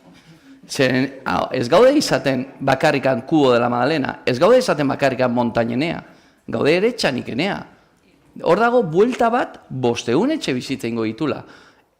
Bi enpresan arte, eta hori, zuzenean ematea, ez dugu begi honez ikusten. Legeak bermatzen izu hori egitea? Bai. Konbeni urbanistiko batekin? Bai. Hola, lege kontratua, iten duzu salto, eta juten zera lurzoruko legera. Eta hori, badakigu. Baina guain, zenbaki guzti horiek, ondo ikusi ardire, Zeren garoa, zuk esan duzu, errespetagarria dela, teknikariare esate ondo edo gaizkin duen. Baina hemen daude, transferentzi bat, 103koa, 150 metrokoa, iten baduzu zatiketak eta hori, ez da kantitate bera, Ez da kantitate bera, hor pagatzen dio 24.000 euro de transferencia de vivienda pública. Eta zuk iten baduzu, tablan, viabilidad ekonomiko txostenean dagoen tabla guzti horiekin, kantitate hori ez da, da bikoitza. Ni jarri dezaket zalantzan gauz asko. Baina ez esan, ez direla puztu presioak, urrengo puntuan dakagun operazioarekin dena dagola lotuta. Eta operazio guzti hauek azten dire, odei beltzez gain-gainean. Eta nik egia esaten dizuet. Zalantza juridiko asko dazkagu. Eta izatekoan txosten juridiko guztiak ingo ditugu aztertu. Guain arte ez dugu izan aukera. Zen bilek esan dizuen moduan epez kanpo etorri zaigu eskura. Baina ez esan mesedez, esaten dituzuen gauzak. Beste hitzartzerik, ez? Gobernuaren aldetik bukatzeko. Azkeneko gauzatxo bat, eske iritsi gera, no esango nuke, alkit dela kuestion. Porque ziur nago EAJak egin izan balu hau, babestuko genukela. Ze arazoa ez dago konbenioan, eske arazoa ez dago konbenioan, arazoa dago zer konbeniatzen duzun. Eta gu konbeniatu duguna da, berriro diot, alokairuzko etxe bizitzak, APOa onartu eta segituan edukitzeko aukera. Baina, bueno, badirudi ari garela egiten hemen ez dakize konjura judeo-masoniko etxe bizitza publiko hauek lortzeko. Eta aztertu, mesedez, aztertu, bai. Ze agian hankasartu dugu nonbait, hori humanoa gara eta agian hankasartu dugu. Así que, eskerrik asko. Bueno, 10. puntuan, Kubo de la Madalena Labreder eskuartzeremuko hirigintza antolamendu, kudeaketa eta exekuzioari buruzko hirigintza hitzarmena onartzeko proposamena bozkatuko dugu. Aldeko bozkak, aurkakoak, gehiengoz onartuta, eta pasako gera 11. puntura, Hondarribiko ostalaritza establezimenduetako terrazak arautzen dituen ordenantzaren hasierako onarpen proposamenari dagokiona da. Ez ditu, proiektatuko dugu ja, edo...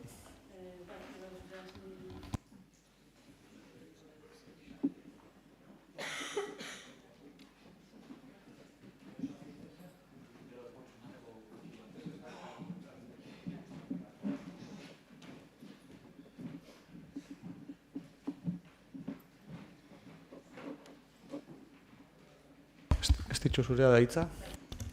Bai, eskerrik asko, ze interesgarria gaurko debatea, baietz? Sartzen gera beste puntu batean, gaur barkatuko didazue, tokatzen zait txapa ematea, eta hemen ere luzatuko naiz, baina uste dut merezi duela jakitea nola iritsi garen gaurko egunera, ez? Bueno, puntuan tratatuko duguna da terrazen ordenantzaren hasierako onarpena, eta lanketa hau hasi zen 2023ko abenduaren 19an mugikortasun mailan tratatu zelako 24-26 urteetarako 6 proiektu lehenetsiko ziren. Eta 3 proiektu horien artean lehenetsi zen terrazen ordenantzarekin hastea. Beraz, mandatu hori jasota, lanean hasi ginen eta aurkitzen dugun eszenatokia da 2024an badagoela alde zaharra arautzen duen ordenantza bat, zaharkituta geratu dena, lege berri batzuk sartu direlako, baina gainontzeko hiria ez dagoela araututa, ez? Eta sarritan ere esan dugun bezala, iritsi garela egoera batetara iritsi beharrez ginena. Ze azkenean daukagu sektore bat babesgabetasun juridikoa daukana, eta parean daukagu herritar multzo handi bat gogaituta eta haserre, ez? Orduan, honen aurrean ikusten genuen behintzat bi kolektibo hauen jarrera oso polarizatuta zegoela, interesak ezberdinak zirela, baina beharrezkoa zela beraien arteko dialogo bat.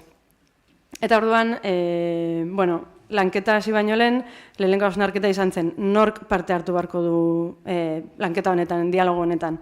Evidentemente, identifikatzen den lehenengo kolektiboa ostalarien kolektiboa da, izan ere haiei tokatuko zaie aldaketak jasatea. Gero, nola ez, sarrera eta kexa asko sartzen dituzten bizilagun horiek, baina ez bakarrik bizilagunak tentsionatutako eremuan bizi diren horiek, baizik eta gainontzeko auzoetan ere bizi direnak iruditzen zitzaigun, azkenean herritarrek osatutako kolektiboa deitu behar zela. Identifikatu genuen ere baita mugikortasun mailari esker, zegoela 3. kolektibo bat, hauek ziren ezgaitasun egoeran dauden pertsonen kolektiboa, eta batez ere mugikortasun arazoak dituztenak, aulki egoeran daudenak, edo ikusmen arazoak dituztenak, ezta? Eta baita ere, hasiera batean identifikatu genuen 4. kolektibo bezala udaletxe honetako teknikariak beraiek, izan ere ordenantza honek sail asko ukitzen bai ditu. Bueno, hau horrela identifikatuta, lanketari ekin genion, beraz, 2024ko urriaren 31an, hirigintza batzorde bat deitzen da, eta hirigintza batzorde horretan adierazten da ordenantzaren izapidetzearekin hasteko asmoa dagoela, eta azalpenak ematen dira, lehenik eta behin, ordenantza baten izapidetzeak ze fase dituen, eta horren gainean ze parte hartze prozesua egin genuen, ze ikusten genuen beharrezkoa parte hartze prozesu hau sakona eta zabala egitea diodan bezala dialogo horretara iritsi ahal izateko. Hornela, 24. azaroaren 14an, aipatu ditudan 4 kolektibo horiekin, bilerak egin ziren, bakoitzak bere bilera edukizun, hor etzen nasketarik egon, eta saio honetan etzen inolako dokumenturik atera, baizik eta asmoa izan zen teknikarien aldetik entzute aktibo bat egitea eta kolektibo guztien beharrak eta kezkak jasotzea. Lehenengo saio haietatikan, ateratzen den informazioarekin, egiten da, hemen ikusten dezuten web kanpaina honen diseinua, baita ere, iruditeri guztia, eta lehenengo zirriborroaren oinarriak ezartzen dira. Urtarrilaren 15ean, weba publikatzen da, eta baita ere, bidaltzen zaie ostalariei, dokumentu bat, zeinetan adierazten zaien hau ja martxan dagola.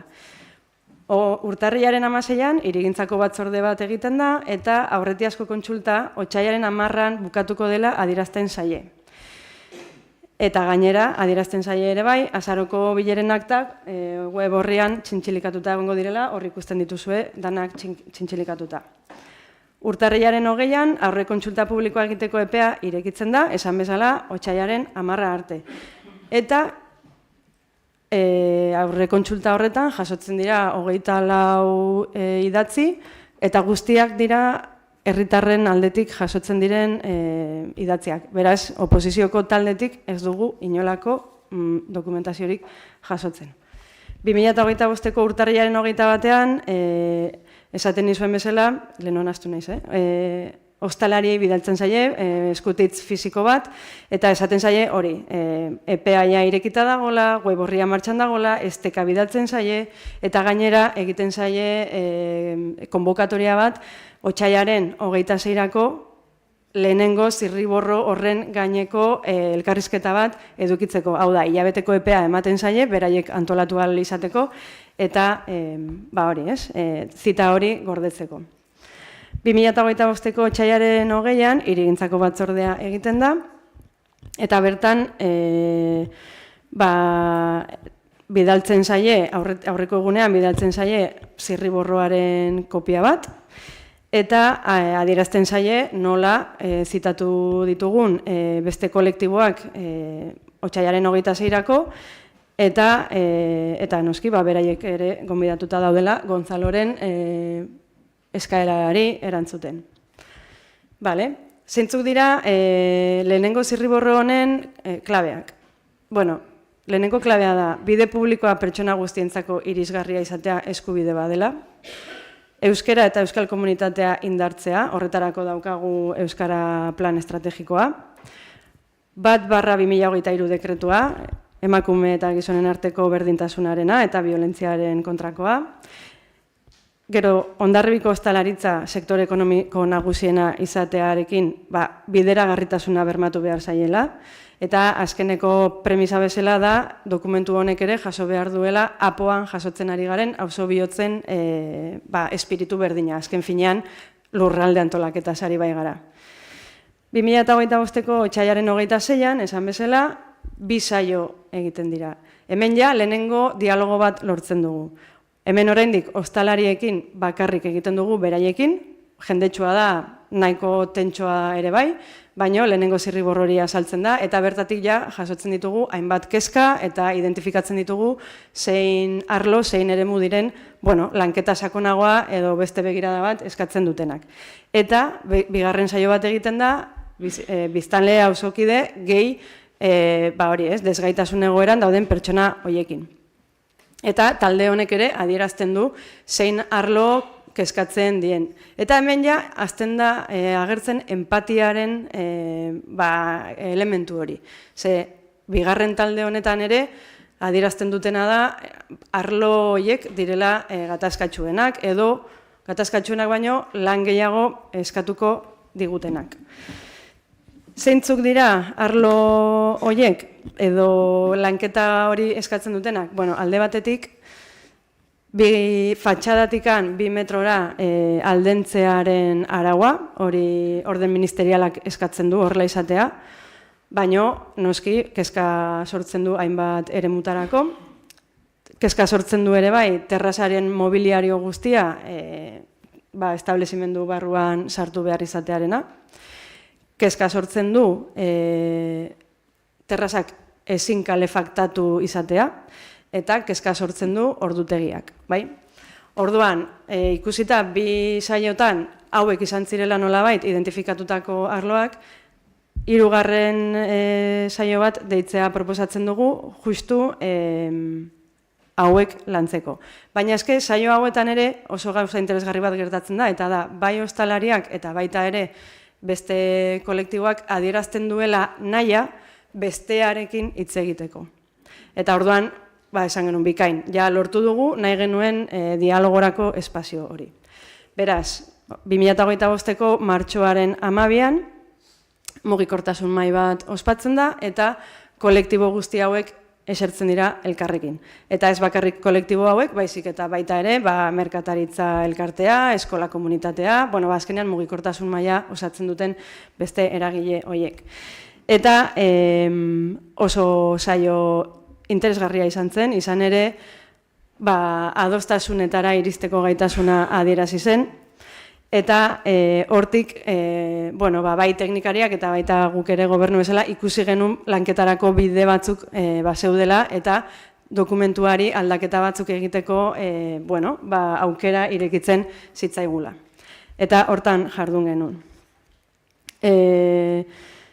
Gogoratu nahi dut, momentu honetarako zirriborroa zintzilik dagoela hilabete lehenago.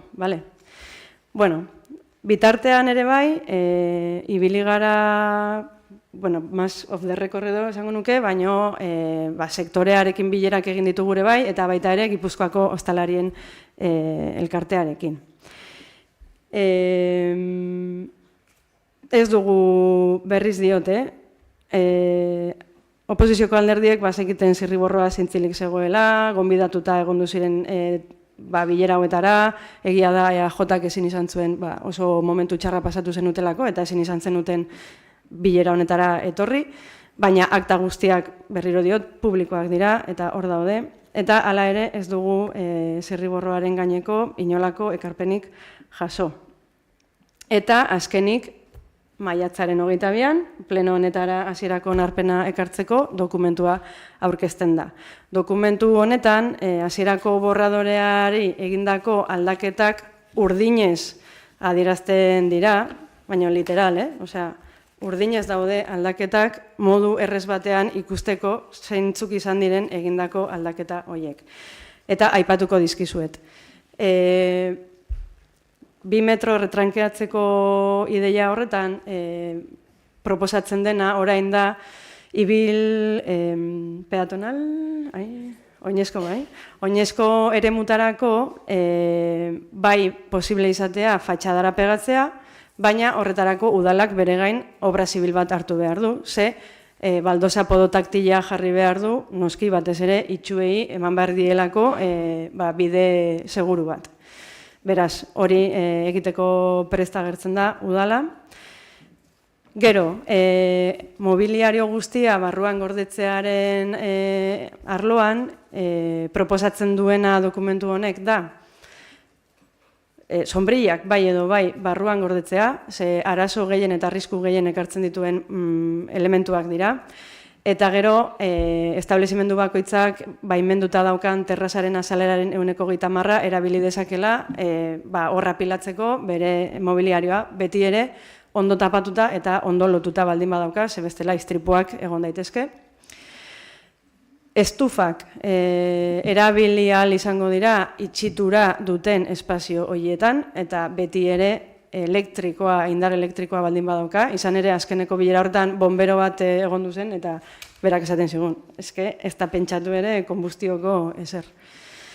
Eta ordutegien kasuan, gertatzen zitzaiguna zen, ez zegoela irizpide argirik. Ez da sektorearen baitan ere, ez genuen ikusten nondikan jo genezaken. Beraz, ordutegiak berdin mantentzea erabaki dugu, alegazio EPI, edo epean jasotako dokumentu horietan, ea zer adierazten duen, zer adierazten duten, eta hor ikusiko dugu nola ekin, ez? Eta hau guztia egin dugu ordenantzaren izapidetzearen prozesuaren barruan bakarrik bigarren puntuan gaude. Bai, orduan gaur bigarrenetik hirugarrenera egiteko aukera daukagu, baldin eta onartzen baldin bada, eta asmoa da, esaten nuen bezala, onartuko balitz, egongo ginatekeia behin-behineko onarpenean, eta hemen berriro aurrekontsulta publiko bat irekiko da. Legeak eskatzen duena, baino askoz ere aurrekontsulta publiko zabalagoa egitea erabaki dugu, urriaren 15 bitarte, badakigu urriaren 15 bitarte udara tartean daukagula, baina 3 hilabete terdiko epea arrazoizkoa iruditzen zaigu, alegazioak jasotzeko. Eta behin alegazio horiek jasotzerakoan eta aztertzerakoan zer den adierazten dena, asmoa da berriro beste saio batzuk egitea kolektibo berdinekin. Eta honela alik eta testu adostuena lortzeko. Eta hauxe da adierazi nahi nuen guztia, beraz ekartzen duguna da, dokumentu hau onartzea gaurko udalbatzan. Eskerrik asko, baloraziorik. Bai, Gonzalo? Bai, eskerrik asko zitzu. Dena argi esan duzu, azten da urriako 31an batzorre batean, hemen ginelarik denak jarrita, eta bertan, berriz esango dut, bertan, eskaini zenun oposizio laguntza. Guk ulertzen dugu oposizio laguntza da bertan lan egitea ordenantza hori denon artea egiteko. Eta hori lehenengo unetik ezen horrela izan. Lehenengo bileran, lehenengo uneko bileretako egun horietan zegoen ostalaritzakin, hor bai, hor jun zaitezte, mesedez, baina gero beste bilekeri ez ginen gonbidatuak. Eta gero inun eskaren aurrengoan hori zuzentzeko, eta ala izan zen, aipatu duzun moduan. Baina ja lehenengo unetikan kanpo sentitu ginen. Gero, aktak eskatu genitun, eta web horrian zeudela. Abisatu zenuten, txintzilikatu bezain pronto. Baina lehenotikan aktak eskatzen baldin baditugu jakiteko, jendia ze pentsatzen duen, zer nahi duen, ze ondarri nahi duen kaleak, ze auzo nahi duen. Agian guk hemen gaude boskatzeko gaude, lau alderdi kasu hontan. Guazen den onartian egitera. Laguntza eskatzen baldin baduzute, guk eskaintzen gera, guazen den onartian egitera. Ez da horrela izan. Ez da horrela izan. Eta pena hundiz, bilera batea faiatu dut, bai, aipatu duzun moduan. Baina kasualitate aste honetan jarri duzute, akta hori. Eskatu nulako lenguan.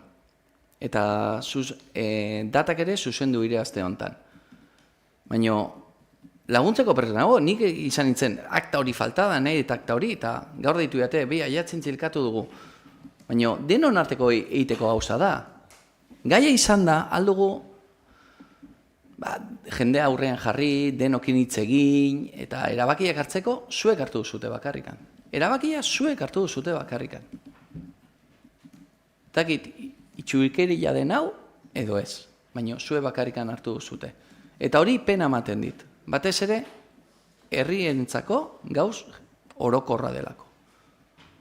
Eta denok ginen hemen gaudenak, frentean zaudetenak, eta zuek, denak geneukan argi. Bihar dela herramienta bat dena zuzentzeko. Guain badirudi lehenengo zirriborrotikan, oraingora pixkat ireki dela. Eta hurrengoan ez dakit, gune singular horrekin agian dena irekitzen dugu berriro. Denon artien inbarko genuke. Azaldu, zer da gune singular bat, nola plazak nola kudeatuko diren, zeren zirriborroa ikusten baldin baduzu, taberneken frentian bakarrikan alde jarri. Baina ja plazetan ere jartzen du kakotxen artean. Moldatuko dugu, eskarien arabera, eta zakiz, guazen denon artean egitera. Zuek bakarrikan hartu duzutera bakila. Eta hori pena, pena eman digu. Eta horregatik gaude, mindutak ez, faltako zen gehiago. Baina batez ere, gure amorrua hor dago. Eskatzen baldin bada, zuen laguntza behar dugu, guk esku eskaini. Eta zuek, hartu ez. Eskatzen baldin baduzute, hartu. Hori behar da. Eta gaina denontzako onurako da. Olako ordenantza bat, oraintxe bertan, gure bozka kontrakoa izango da. Izango da kontrakoa ikusten dugulako, zuek erabaki duzutelako dena. Unilateral. Zuek egin duzute, zirriborra hau. Eta ez gaude ados. Zango duzute, batekin, bestiekin hizketan egongo tal. Denon artean. Batzuentzako gutxi izango da eta besteentzako asko. Baina guazen izan dugu moduan. Nahiko hitz egin dugu, bai lenguan batzordean, lenguan irratin eta gaur hemen. Baina nahiko genuke parti izatea. Eta ez gara horrela sentitu eta onartuko duzute horrela ez gara izan. Eskerrik asko. Eskerrik asko, beste valoraziorik. Josu? Bueno, lenguan irratian gaur berriz hemen, en fin, vuelta gira. Kuestioa da, bueno, terrazaren inguruan aztertzeko. A ver, yo parto de, quizás, de, no sé si es por diferentes concepciones de lo que es participación, organización, consulta.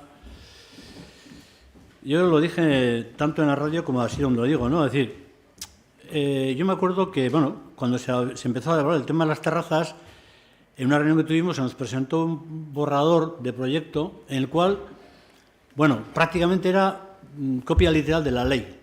Lo que decía la ley era eso. Incluso, además, era muy taxativo, era muy estricta. La primera ordenanza que de alguna forma se presentó fue muy estricta. Esto dice la ley, las aceras, todo. Y me acuerdo que dije, oye, si tú de alguna forma vas a intentar negociar con hostelería y ya de repente, ¡bomba!, le metes todo el boletín oficial en la boca, pues te dirán, oye, chica, o sea, a ver, ¿no? Entonces, yo creo que ese tema fue así. Entonces, me acuerdo que se dijo, bueno, no, esto es a título orientativo, a título orientativo. Bien. Posterior, de alguna forma ha habido una serie de reuniones, pues es verdad, con colectivos, que me parece muy bien, que haya colectivos civiles, que de alguna forma, porque evidentemente todo el tema de las terrazas hay personas que de ciertas horas, pues molestias, personas enfermas, evidentemente hay que buscar una conexión, lo que es el ciudadano, lo que son las terrazas con el resto de la ciudadanía, los que, por ejemplo, por las noches, los de días. Yo estoy de acuerdo con todo esto, pero en todo caso, el procedimiento, yo creo que las cosas, para mí, no han funcionado como tienen que funcionar. Y, por ejemplo, la prueba es que 48 horas, ni 48 horas se nos dio. Es verdad que dices, no, es que ya están marcados. Pero a ver, si tú vienes de alguna forma a un pleno, en este caso a este pleno, y me das un documento, ni con 48 horas para discutirlo, o sea, para plantearlo en la comisión, digo, bueno, a ver, yo creo que es necesario hacerlo ya urgente y máximo cuando de alguna forma también había unas propuestas por parte de la Asociación de Hostelería. Voy a decir que, a ver, la hostelería es una parte de todo lo que es el tema de las terrazas. O sea, lo digo porque no va a ser que alguien diga, no, Josu, joder, es que tú solamente te preocupas de la hostelería. No. Entonces, estoy de acuerdo que esto es un tema a más. Pero la hostelería sí es una parte importante.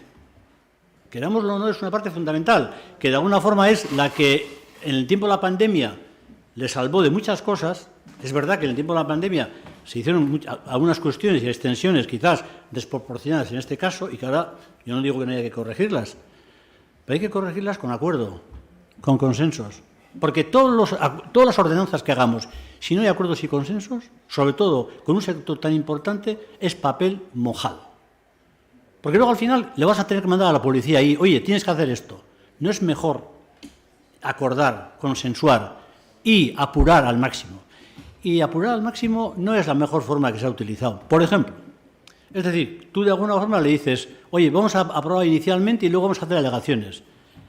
No. Vamos a intentar llegar a un acuerdo en las formas y en la cuestión, porque de alguna forma de ese acuerdo tan importante sobre el tema de las terrazas, en este caso, y no terrazas, y de alguna forma, al final, bueno, si no hay un acuerdo, pues haremos la aprobación inicial. Y además hay un añadido. Vamos a entrar el verano, en época estival. Claro, dices, no, vamos a alargar hasta octubre. Bien, en época estival, la gente que en este momento está trabajando en la hostelería, bastante tiene con lo que tiene y va a estar a tope.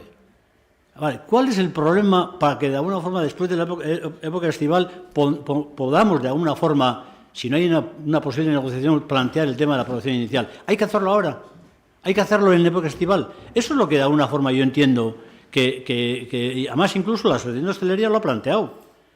O sea, aquí no estamos diciendo que no haya que regular, que no haya que adecuar, que de alguna forma los ciudadanos tienen el derecho a dormir tranquilamente a las noches, sin ruidos. No estamos diciendo eso, sino de alguna forma a veces las negociaciones son también el tiempo y la forma. Y el tiempo es importante, y controlar el tiempo es importante. Por lo cual, yo lo planteé en su momento. Si en este caso la asociación, como si me quiere pedir una sociedad civil o una asociación, me pide, oye, mira, vamos a entrar en época estival, este es un momento en el cual, bueno, no me parece tal, vamos a, por ejemplo, ¿por qué no ponemos una fecha después de fiestas en octubre? Para que de alguna forma hagamos la aprobación inicial y ya tengamos plazos para tal. Es decir, ¿por qué no? Y yo lo que planteo es eso, que en la negociación, yo creo que si no lo negociamos y no intentamos hacer una negociación con los sectores que en este momento están afectados, a ser posible, pues yo creo que una ordenanza de ese calibre, pues que, no sé, yo creo que hay que buscar las fórmulas.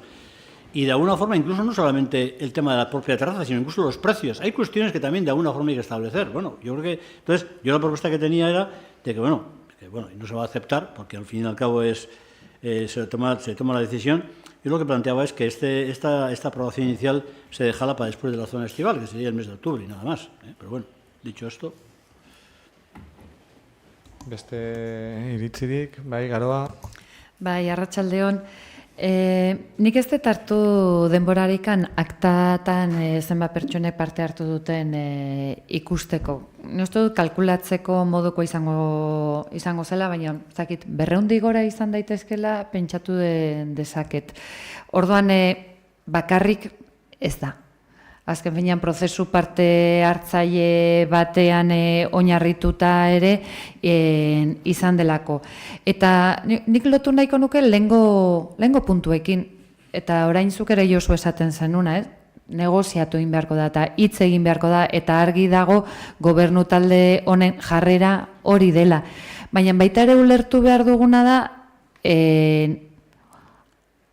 kaos honen aurrean eta ordenatzen hasi den momentu honetan emaitza ez dula izan behar orain dugunara iristea. Orduan, argi dagoena da noski ostalaritzak lana egiteko badaukala eta aldaketa nagusi batzuk egiteko daukala, baina argi dagoena da ere ekilibrio bat lortu behar dugula. Eta esaten duguna, ostalaritza garrantzitsua delako, herritarra garrantzitsua delako, herria garrantzitsua delako, eta ekilibrio bat lortu behar da, eta lortu behar dugu bide honetan, orain 14. artikula, erabat berria denen bezala, eta San Pedro kalerako lortu den bezala legea betez, bitartekoak beste modu batera egitea, aipatu dezun bezala Gonzalo, den singular edo den, nik uste dut bidea egingo dela eta alegazio horiek emango digutela, guaindik fintzeko aukera, ze erakutsi den bezala, gaude 3. puntuan. Ez gara iritsi, haute esan, eta zalaparta guzti hau da hemen, eta behin eta aipatu nahi duena, ez daukagu ohitura. Herri bezala ez daukagu ohituraen hitz egiteko, hasi gara ordenantza ezberdinak egiten eta normala den bezala badena dira beldurrak eta zalantzak, eta bereziki orain artean falta horren aurrean hoberen egon denak ez du aldatzea nahi, baina baitari ikusi zen hor askok esaten zutena bezeroa ere ezitu behar zela, eta bezeroari ere mugak jarri behar zitzaizkiola, eta nik uste dut ostalariak erabakitzen duen bezala, asteartetan izten dula eta bere bezeroak badakin, ordutegien aldetik egon ginelako hizketan, garo, hemen usten badegu dena libre, merkatua, turista daukagun olatu guztiari libre, ostalariak ezingo zuten ere, ez lukete itxi beharko zerbitzuaren izenean. Ordan, nik uste dut oreka bat ere lortu behar dela, eta bigarren puntuan baldin bagaude, guazen epeak badago hitz egiten jarraituko da, eta elkarrizketa delako elkarrizketa aipatutako elementu edo agente guzti hoien artean, eta noski, eta gure artean ere bai, baina hementxen gaude, bigarren puntuan eta prozesuan besterik ez gaude. Bai, bigarren buelta bat. Estitxu. Bai, eske denbora zitzai, a ber, Josu, 8 hilabete, daramat. Tanago, bigarren puntuan. 8 hilabete horietan, 7 saio publiko, eta 4 batzorde. Dokumentua zirriborroa, otsailaren 20 daukazue. Eta nik galdetzen dudana da, nun dago zuen agentzia? Nun daude zuen proposamenak, zer behar da zuek proposamenak helarazteko, badaukazue nere e-maila, badaukazue sarrera registroa, badaukazue zer da behar dena zuen proposamena jasotzeko. Galdetzen dute, ze gonbita egiten dizuet, gaur onartzen baldin bada dokumentu hau, espero dut alegazioak sartuko dituzuela, eta luze tratatu ahal izatea, behar diren batzordetan, baina agentzia behar dut zuen aldetik.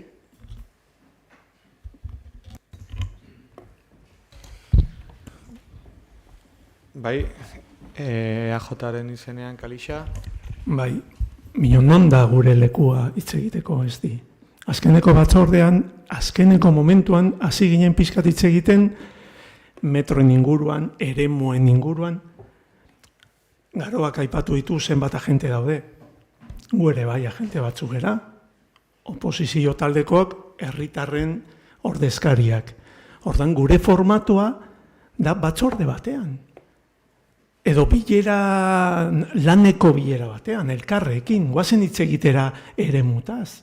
Beste PEMUSA landu genuenean mugikortasun ordenantza baditu du adibideak, baina kasu honetan ez du aukerarik izan, bakarrik 2 batzordetan 2 galderei erantzun. Eta guk eskatzen dugu orain, bigarren puntuan gaude.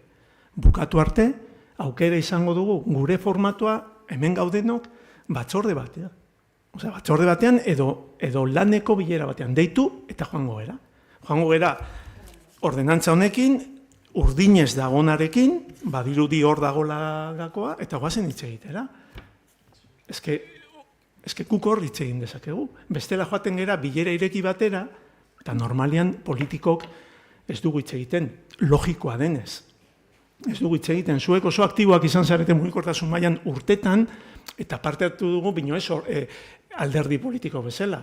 Ez genu bereizten, eta nik uste dut ez dugula bereiztu behar. Gure lana, gure jarduna hemen egiten dugu udaletxean. Eta presa agertzen gera hemen ere bai, elkarrekin juteko. Orain, Gonzalo gaipatu duen bezala, kontra ingo dugu, ezaigulako gustatzen moduak, eta azkeneko batzorden aipatu genuen, baina hemendik aurrera pauso pilo bat daude, goazen elkarrekin.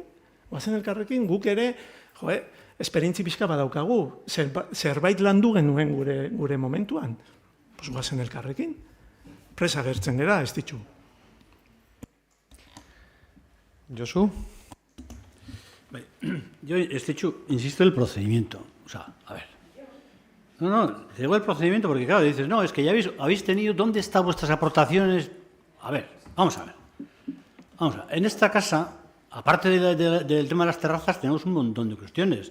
El plan general, los presupuestos, etcétera, etcétera.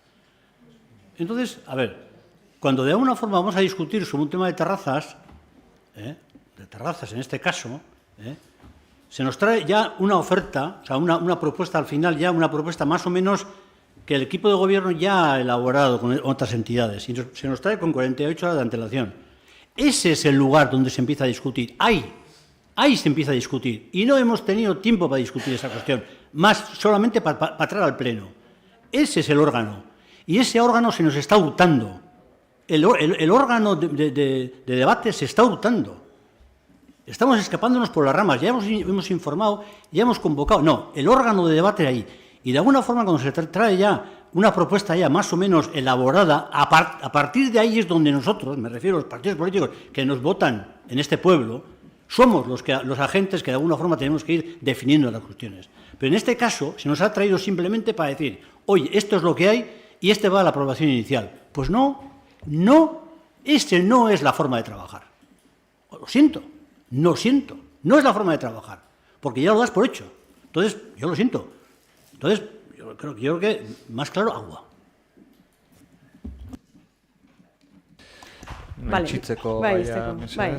Bueno, nik esaten dute, consulta pública previa, superargi zenituzten fetxak, noiz ireki, noiz itxi, 0 unidades de propuesta, otsailaren 20tik zirriborroa zintzilik, ez dezute zerelarazi, orduan, ulertzen ari naizena esaten ari zaretenengatik da, behar dezutela ni zuen andereñoa izatea eta esatea fetxa honetarako behar ditut zuen proposamenak.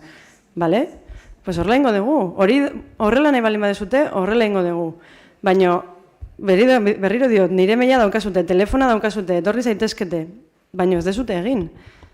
Itxoiten ari zarete, gure dokumentua ikusi eta horren gainean egitea. Ya está. Bueno, luze aritu gara 11. puntuan, Hondarribiko hosteleritza establezimenduetako terrazak arautzen dituen ordenantzaren hasierako onarpen proposamena bozkatuko dugu. Aldeko bozkak, aurkakoak, abstentzioak, gehiengoz onartua. Uste dut proiektorea sobran dagoela ja.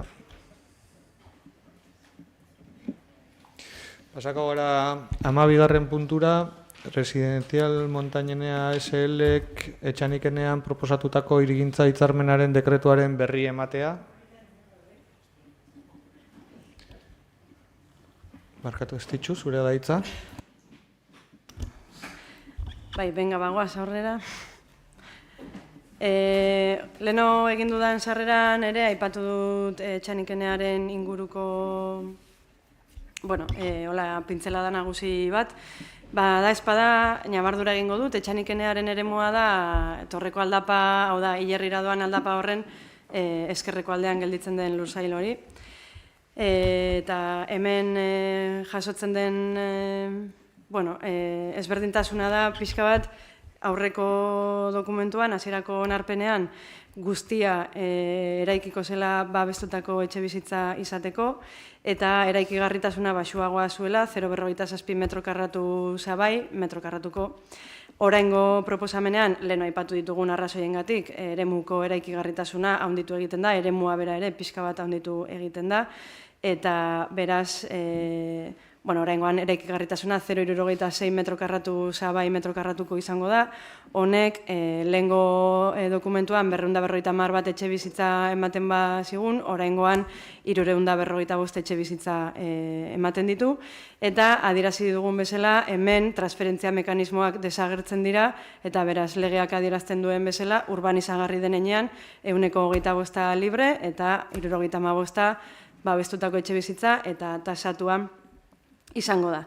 Beraz, polita izan da ikustea nola eremu batean legearen espirituari jarraituz etxe bizitza libre kopuru bat sartu izan denean, batean interesa piztu dela, eta urteetan adierazi zaigun nolabait mantra bat edo deseraikitzea lortzen dela, ez? Hau da, nolabait etxe bizitza pribatu eraiki behar dela lehenen, gero publikoa eraikitzeko, esaten dizuedan bezala, hemen izan da 125 libre hori sartu, eta bertako jabekideak mugitzen hasi, eta interesa adierazi. Beraz, interes honen aurrean, ikusi genuen aukera genuela eremua xehatzeko, eta planean bertan sartzeko, gerora, alderdi sozialistak hainbestetan esaten didan, gehiegi dilatatu garela denboran, operazio honi esker, apoa onartu eta urte terdiko aurrerapenarekin jungo gera eremu honetarako. Ze, azkenean esaten dudan bezala, xeatuta sartzea lortu dugu planean. Eta berez gaurko puntua kontu emate bat da, beste hitzarmen batena, eta hitzarmenak jasotzen ditu eremu honetako xeapen hauek.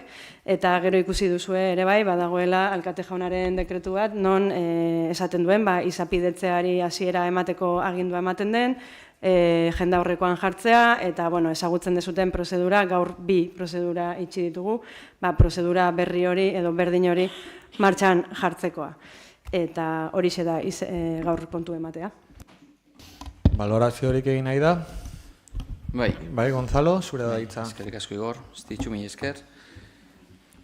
Hemen izten da gurpila, o borobila, o nahi dutigun gauza izan. Hau argi dago, konbenio honek lotura daukala bai Montañenea eta bai Kubo de la Madalenakin, promotore berakin gabiltzala, eta gauzak argi izan behar ditut. Osake, daude irigintzan, daude mekanismo modu batekoak edo bestekoak.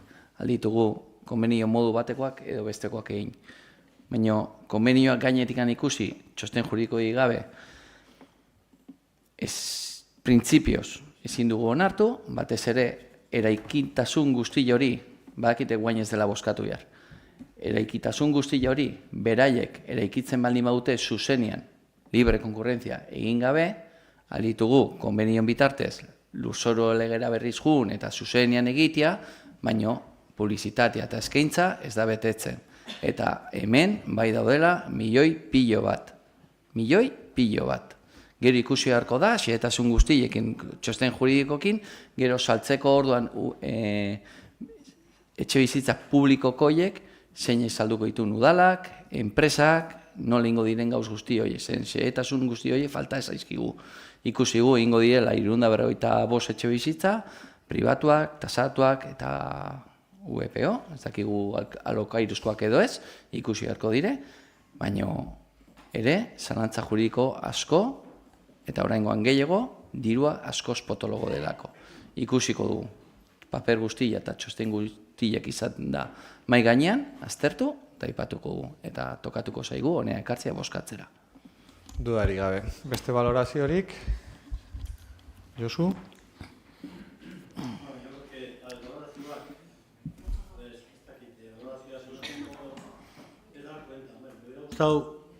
Me hubiera gustado que este tema, pues no sé, lo hubiéramos, espero que tengamos los informes y esta cuestión de alguna forma lo tratemos en comisión.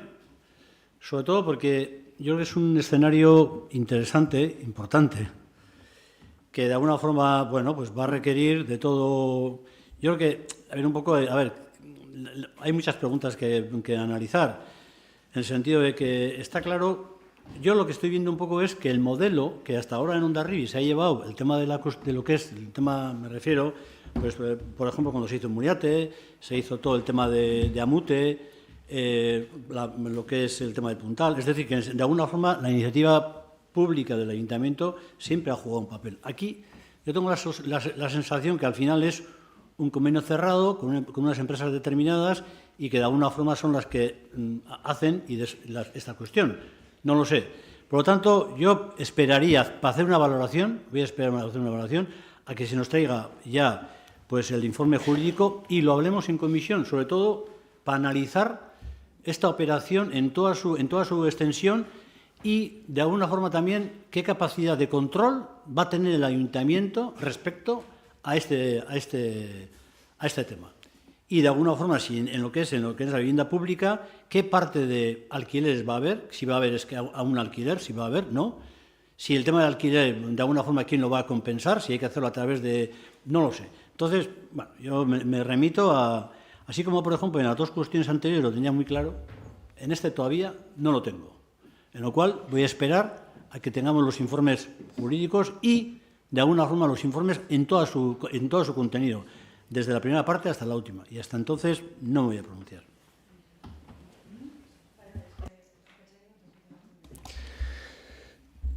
Bai, ez dakit garoa valorazioarekin gauzun. Bai, badakite berri ematea dela, baina Hasierari, baina nik ulertzen dut, hain jokoz kanpo egotea ze inoiz ez da egin. Inoiz ez da bete legearen oinarria, eta normala da, ez jakitea zer esan nahi duen, baina beti esan dutena, ni naiz berrienetarikoa, baina nik ulertu dudana da, lurroietan udalak ez dagoela deuse, direla pribatuak. Ordan pribatuak direnek eta ikusi dutenean legearen espiritua beteko dela, beraiek hasi dira lanketa horretan. Egia da, bigarren puntuarekin ere interesgarria dela, publiko, abestuak izango diren hoiekin, zer edo guri Bildutik suertatzen zitzaigun galdera da, ea erosi ditzazkegun. Hori ere, egun batean agian planteatu daiteke eta orban gure parke publikoa ere handiagotzen dugun. Galderak dira, baina eredu berri bat da, eta, bueno, guazen eta etxe bizitza horietaz gain, ematen ez, udalak ere edukiko dulako ere bere eskubidea berenagatuko du, eta horre ere, espazio batzuk ere edukiko ditugulako. Eredu berri batzuk hasi dire, etapa berri bat, eta ikusiko ditugu etxe bizitza publikoak pribatuekin batera, txalogarria. Eskerrik asko, berri eman da iruditu zait puntu hau, esan duzuten bezala, datozen hilabeteetan jarduko gara gai honi buruz, izan ere jenda aurreko EPEA irekitzen da, eta ondoren batzordean eztabaidatuko zute aurreko 2 puntuetan eman den bezala, eta behin betiko onarpenerako ekarri beharko dugu udalbatza honetara. Beraz, 13. puntura pasako gara. 13. puntuan Palestinari buruzko mozioa dago, alde batetik EAJak eta Alderdi Sozialistak dokumentu bat erregistratu dute, eta Otxanitzek beste dokumentu bat erregistratu du, oso antzekoak direnez bereziki ebazpenetan puntu bat izan ezik, jarraian jorratuko ditugu puntu berean, eta bozeramaile batzordean adostu bezala, lehenengo puntu hori izango da desberdin bozkatuko duguna bi aukeren artean, eta gero gainerakoa batera bozkatuko dugu ados.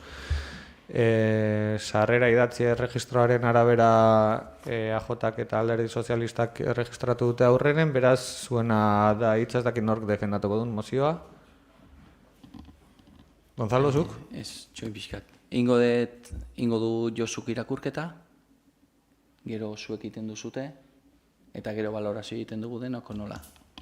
Barkatu, Bai, oso ondo. Beraz, Josu egingo duzu? Irakurketa, balorazio, bueno...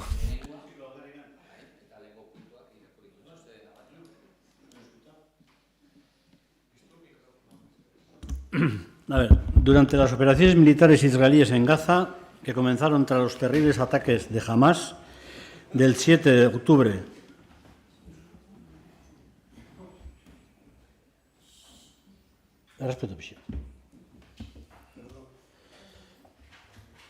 digo, ya sé, Joserra, ¿por qué te digo? y con todo el cariño, con todo el cariño. El 7 de octubre del 2023, que constituyen crímenes de guerra y en los que la organización asesinó a más de 1.250 personas y secuestró a más de 250 rehenes israelíes. Han puesto en marcha innumerables acciones encaminadas a causar un daño irreparable a la población palestina. Hace más de un año, en el mundo es testigo de un grado inconcebible de muerte y destrucción en la franja de Gaza ocupada.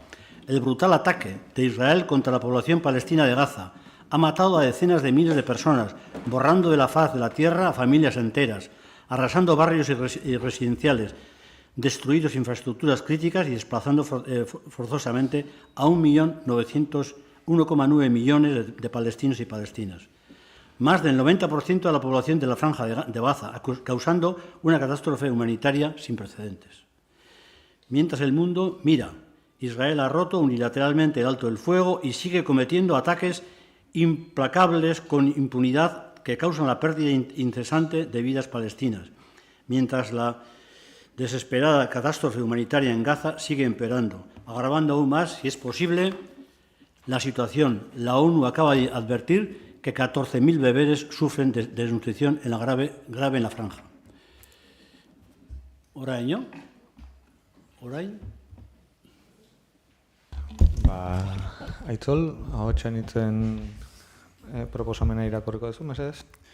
Bai, arratsaldeon, bueno, ja orduetan gabon, akaso baten bati ere egunon. Guk aipatu bezala, 85% berdina da, bakarrik txertatu dugu hasieran testu inguru bat bi parrafokoa, eta aurretik aipatu bezala puntu baten aldaketa. Orduan, ingo duguna da pixkat gure bi parrafoen irakurketa hori, eta gero nahi baduzu ez dakit, bai, gero puntu guztiak zuzena ja jarraian, bale. Lehenengo puntua desberdina daukagu orduan. Lehenengo egingo duzu irakurketa testu inguruarena, eta gero puntuetan bakoitzak nik emango dizuet hitza, lehenengo puntu hori desberdina daukagulako. Vale. Bueno, horrela diogu gure proposamenak. Aurten, 77 urte bete dira 1948ko Nakba edota Palestinarren hondamendia eman zenetik.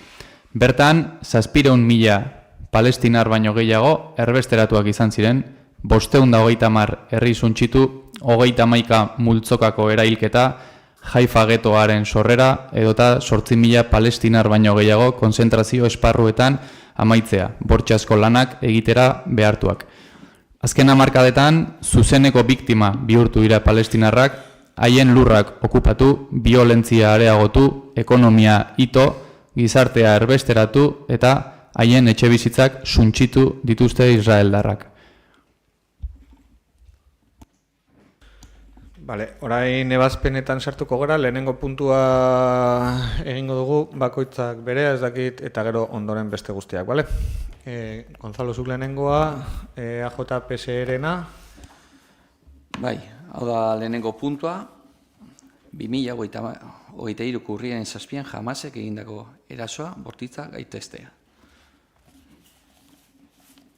Eta nola bestea kontrajarria, bueno, ez da kontrajarria, baina beste gauza bat esaten duen puntu honetan, mesedez, Aitzol? Lehenengo puntua, Israeldarren gobernuak palestinar herriaren aurka egindako biolentzia, bai eta gizateriaren aurkako krimenak salatzea. Bale, bi bozka desberdin ditugu, nahi zute bakoitzarena bozkatzea, alde batetik, edo biek bozkatuko ditugu bat edo bestea.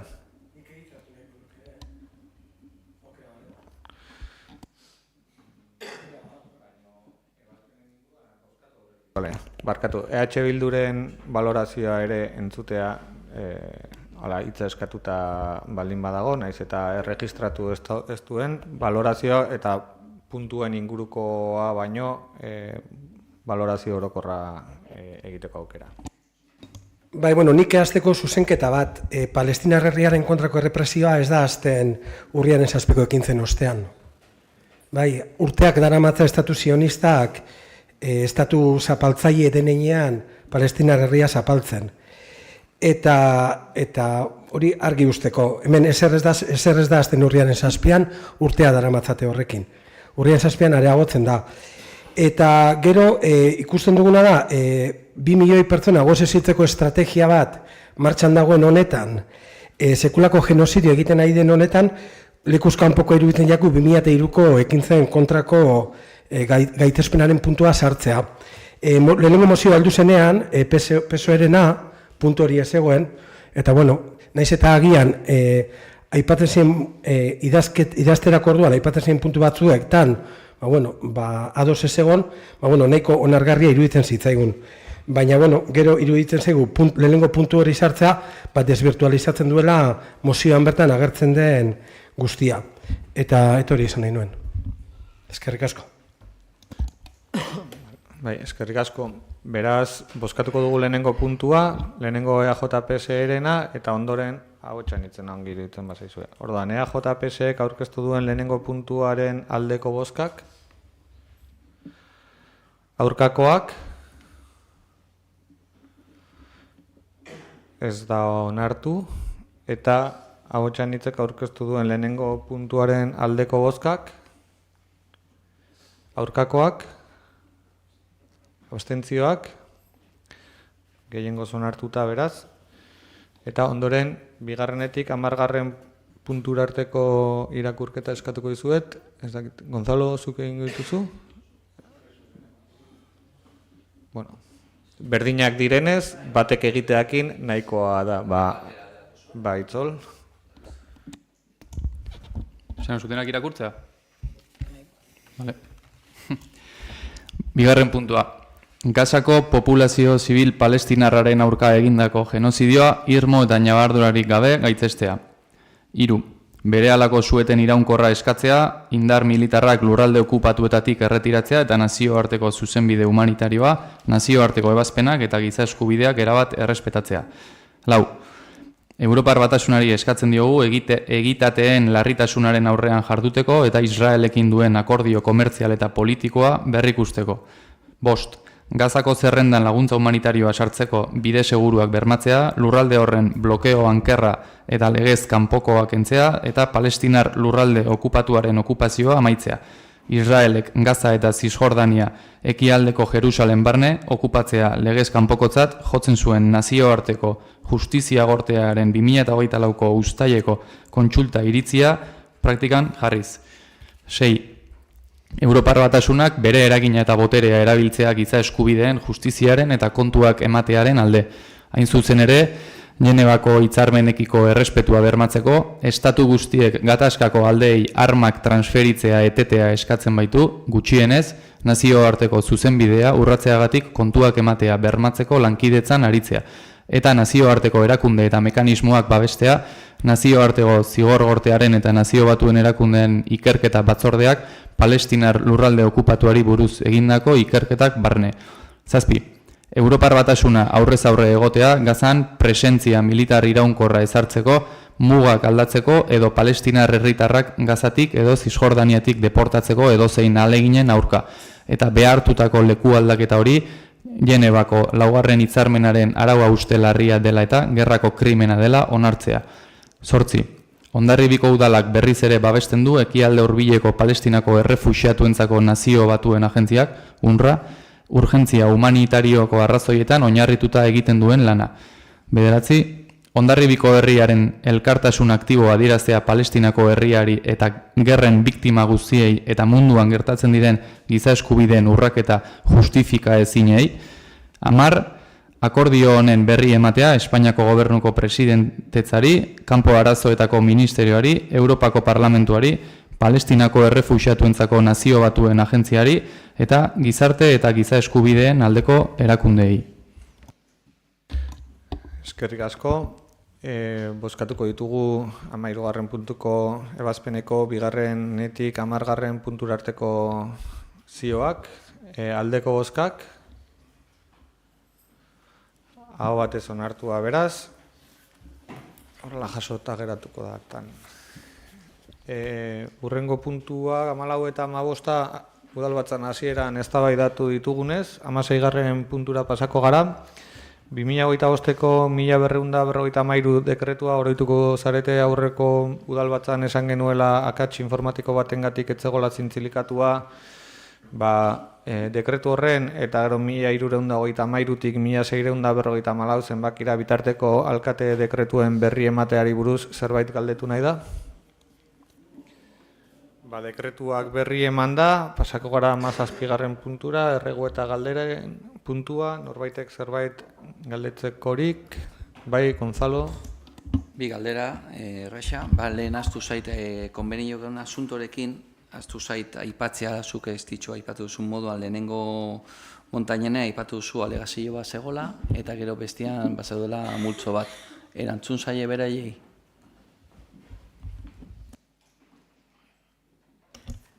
Plenotik pasata gero, bakoitzari helaraziko zaio bere alegazioaren erantzuna. Mi esker. Eta gero bigarren, ez ditxuri baitare, batez ere goizan aipatu dizuten moduan, San Marcos Parkeren gaiarekin berriz bueltaka, eta gaia da, zertarako jarraitu dugu planian jarraitzea babes municipalakin, herri babesarekin parkia mantentzia.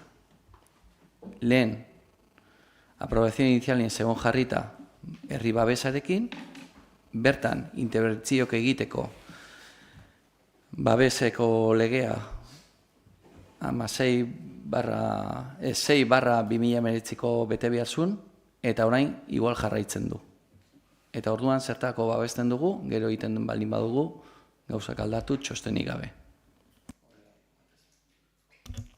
Egia esaten badizut ez dut ondo ulertzen galdera, eta ez dakit zertaz ari zaren, beraz jasotzen dugu, eta erantzuko dizuet, bai, zuri. Nik ere galdera ez dut ulertu, orduan, igual idatziz egin galdera ondo azalduta eta horren inguruan erantzuna ere ondo egingo dugu. Zango izut, eta listo. Hasierako onarpenean, herri babes maila zeukan Parke San Marcos. Eta bertan zerbait egiteko, inbarzen bete, babeseko arauak. 6/2019ko legea. Eta onarpen provisionalan, dokumento berean, jarraitzen du babes mai berarekin. Zergatikan jarraitzen du babestua egin den ondoren. Eskerrik asko. Bai, nik erantzungo zaizu, baino ari zera hitz egiten arau batetaz ez dagoena indarrean, eta indarrean daukagun araudian behiratu beharko genuke, eta guzti hori, baino egin dena ez du babesa ere kentzen, uste dut egin dena izan dela parkea bere balioa jasotzeko eta balioan jartzeko, noski. Bai, voluntadea bertan idazten dire. Nahi ditugun voluntariak etorkizunerako. Hala baldin bada eta egin den, ez dugula ulertzen. Horregatikan erantzuna eta idatziz emango digula. Eskerrik asko. Eskerrik asko guztiei, 9:30 pasatxo diren honetan maiatzeko osoko bilkura amaitutzat emango dugu. Gogoratu nahi dut ekainean izango dugula urrengo bilkura eta printzipioz asmoa da, azkeneko osteguna Irungo jaien betean harrapatzen duenez, asmoa da aurreko ostegunean egitea. Beraz, ezoiko tasunezko udalbatza bat izango da, ekainaren 19an aurrikusi dugularik udalbatza hori burutzeko data posibleena behintzat. Orduan, deialdia zabalduta berriz ere guztiei eta bertan ikusiko dugu elkar. Mila esker guztioi, eta gabon.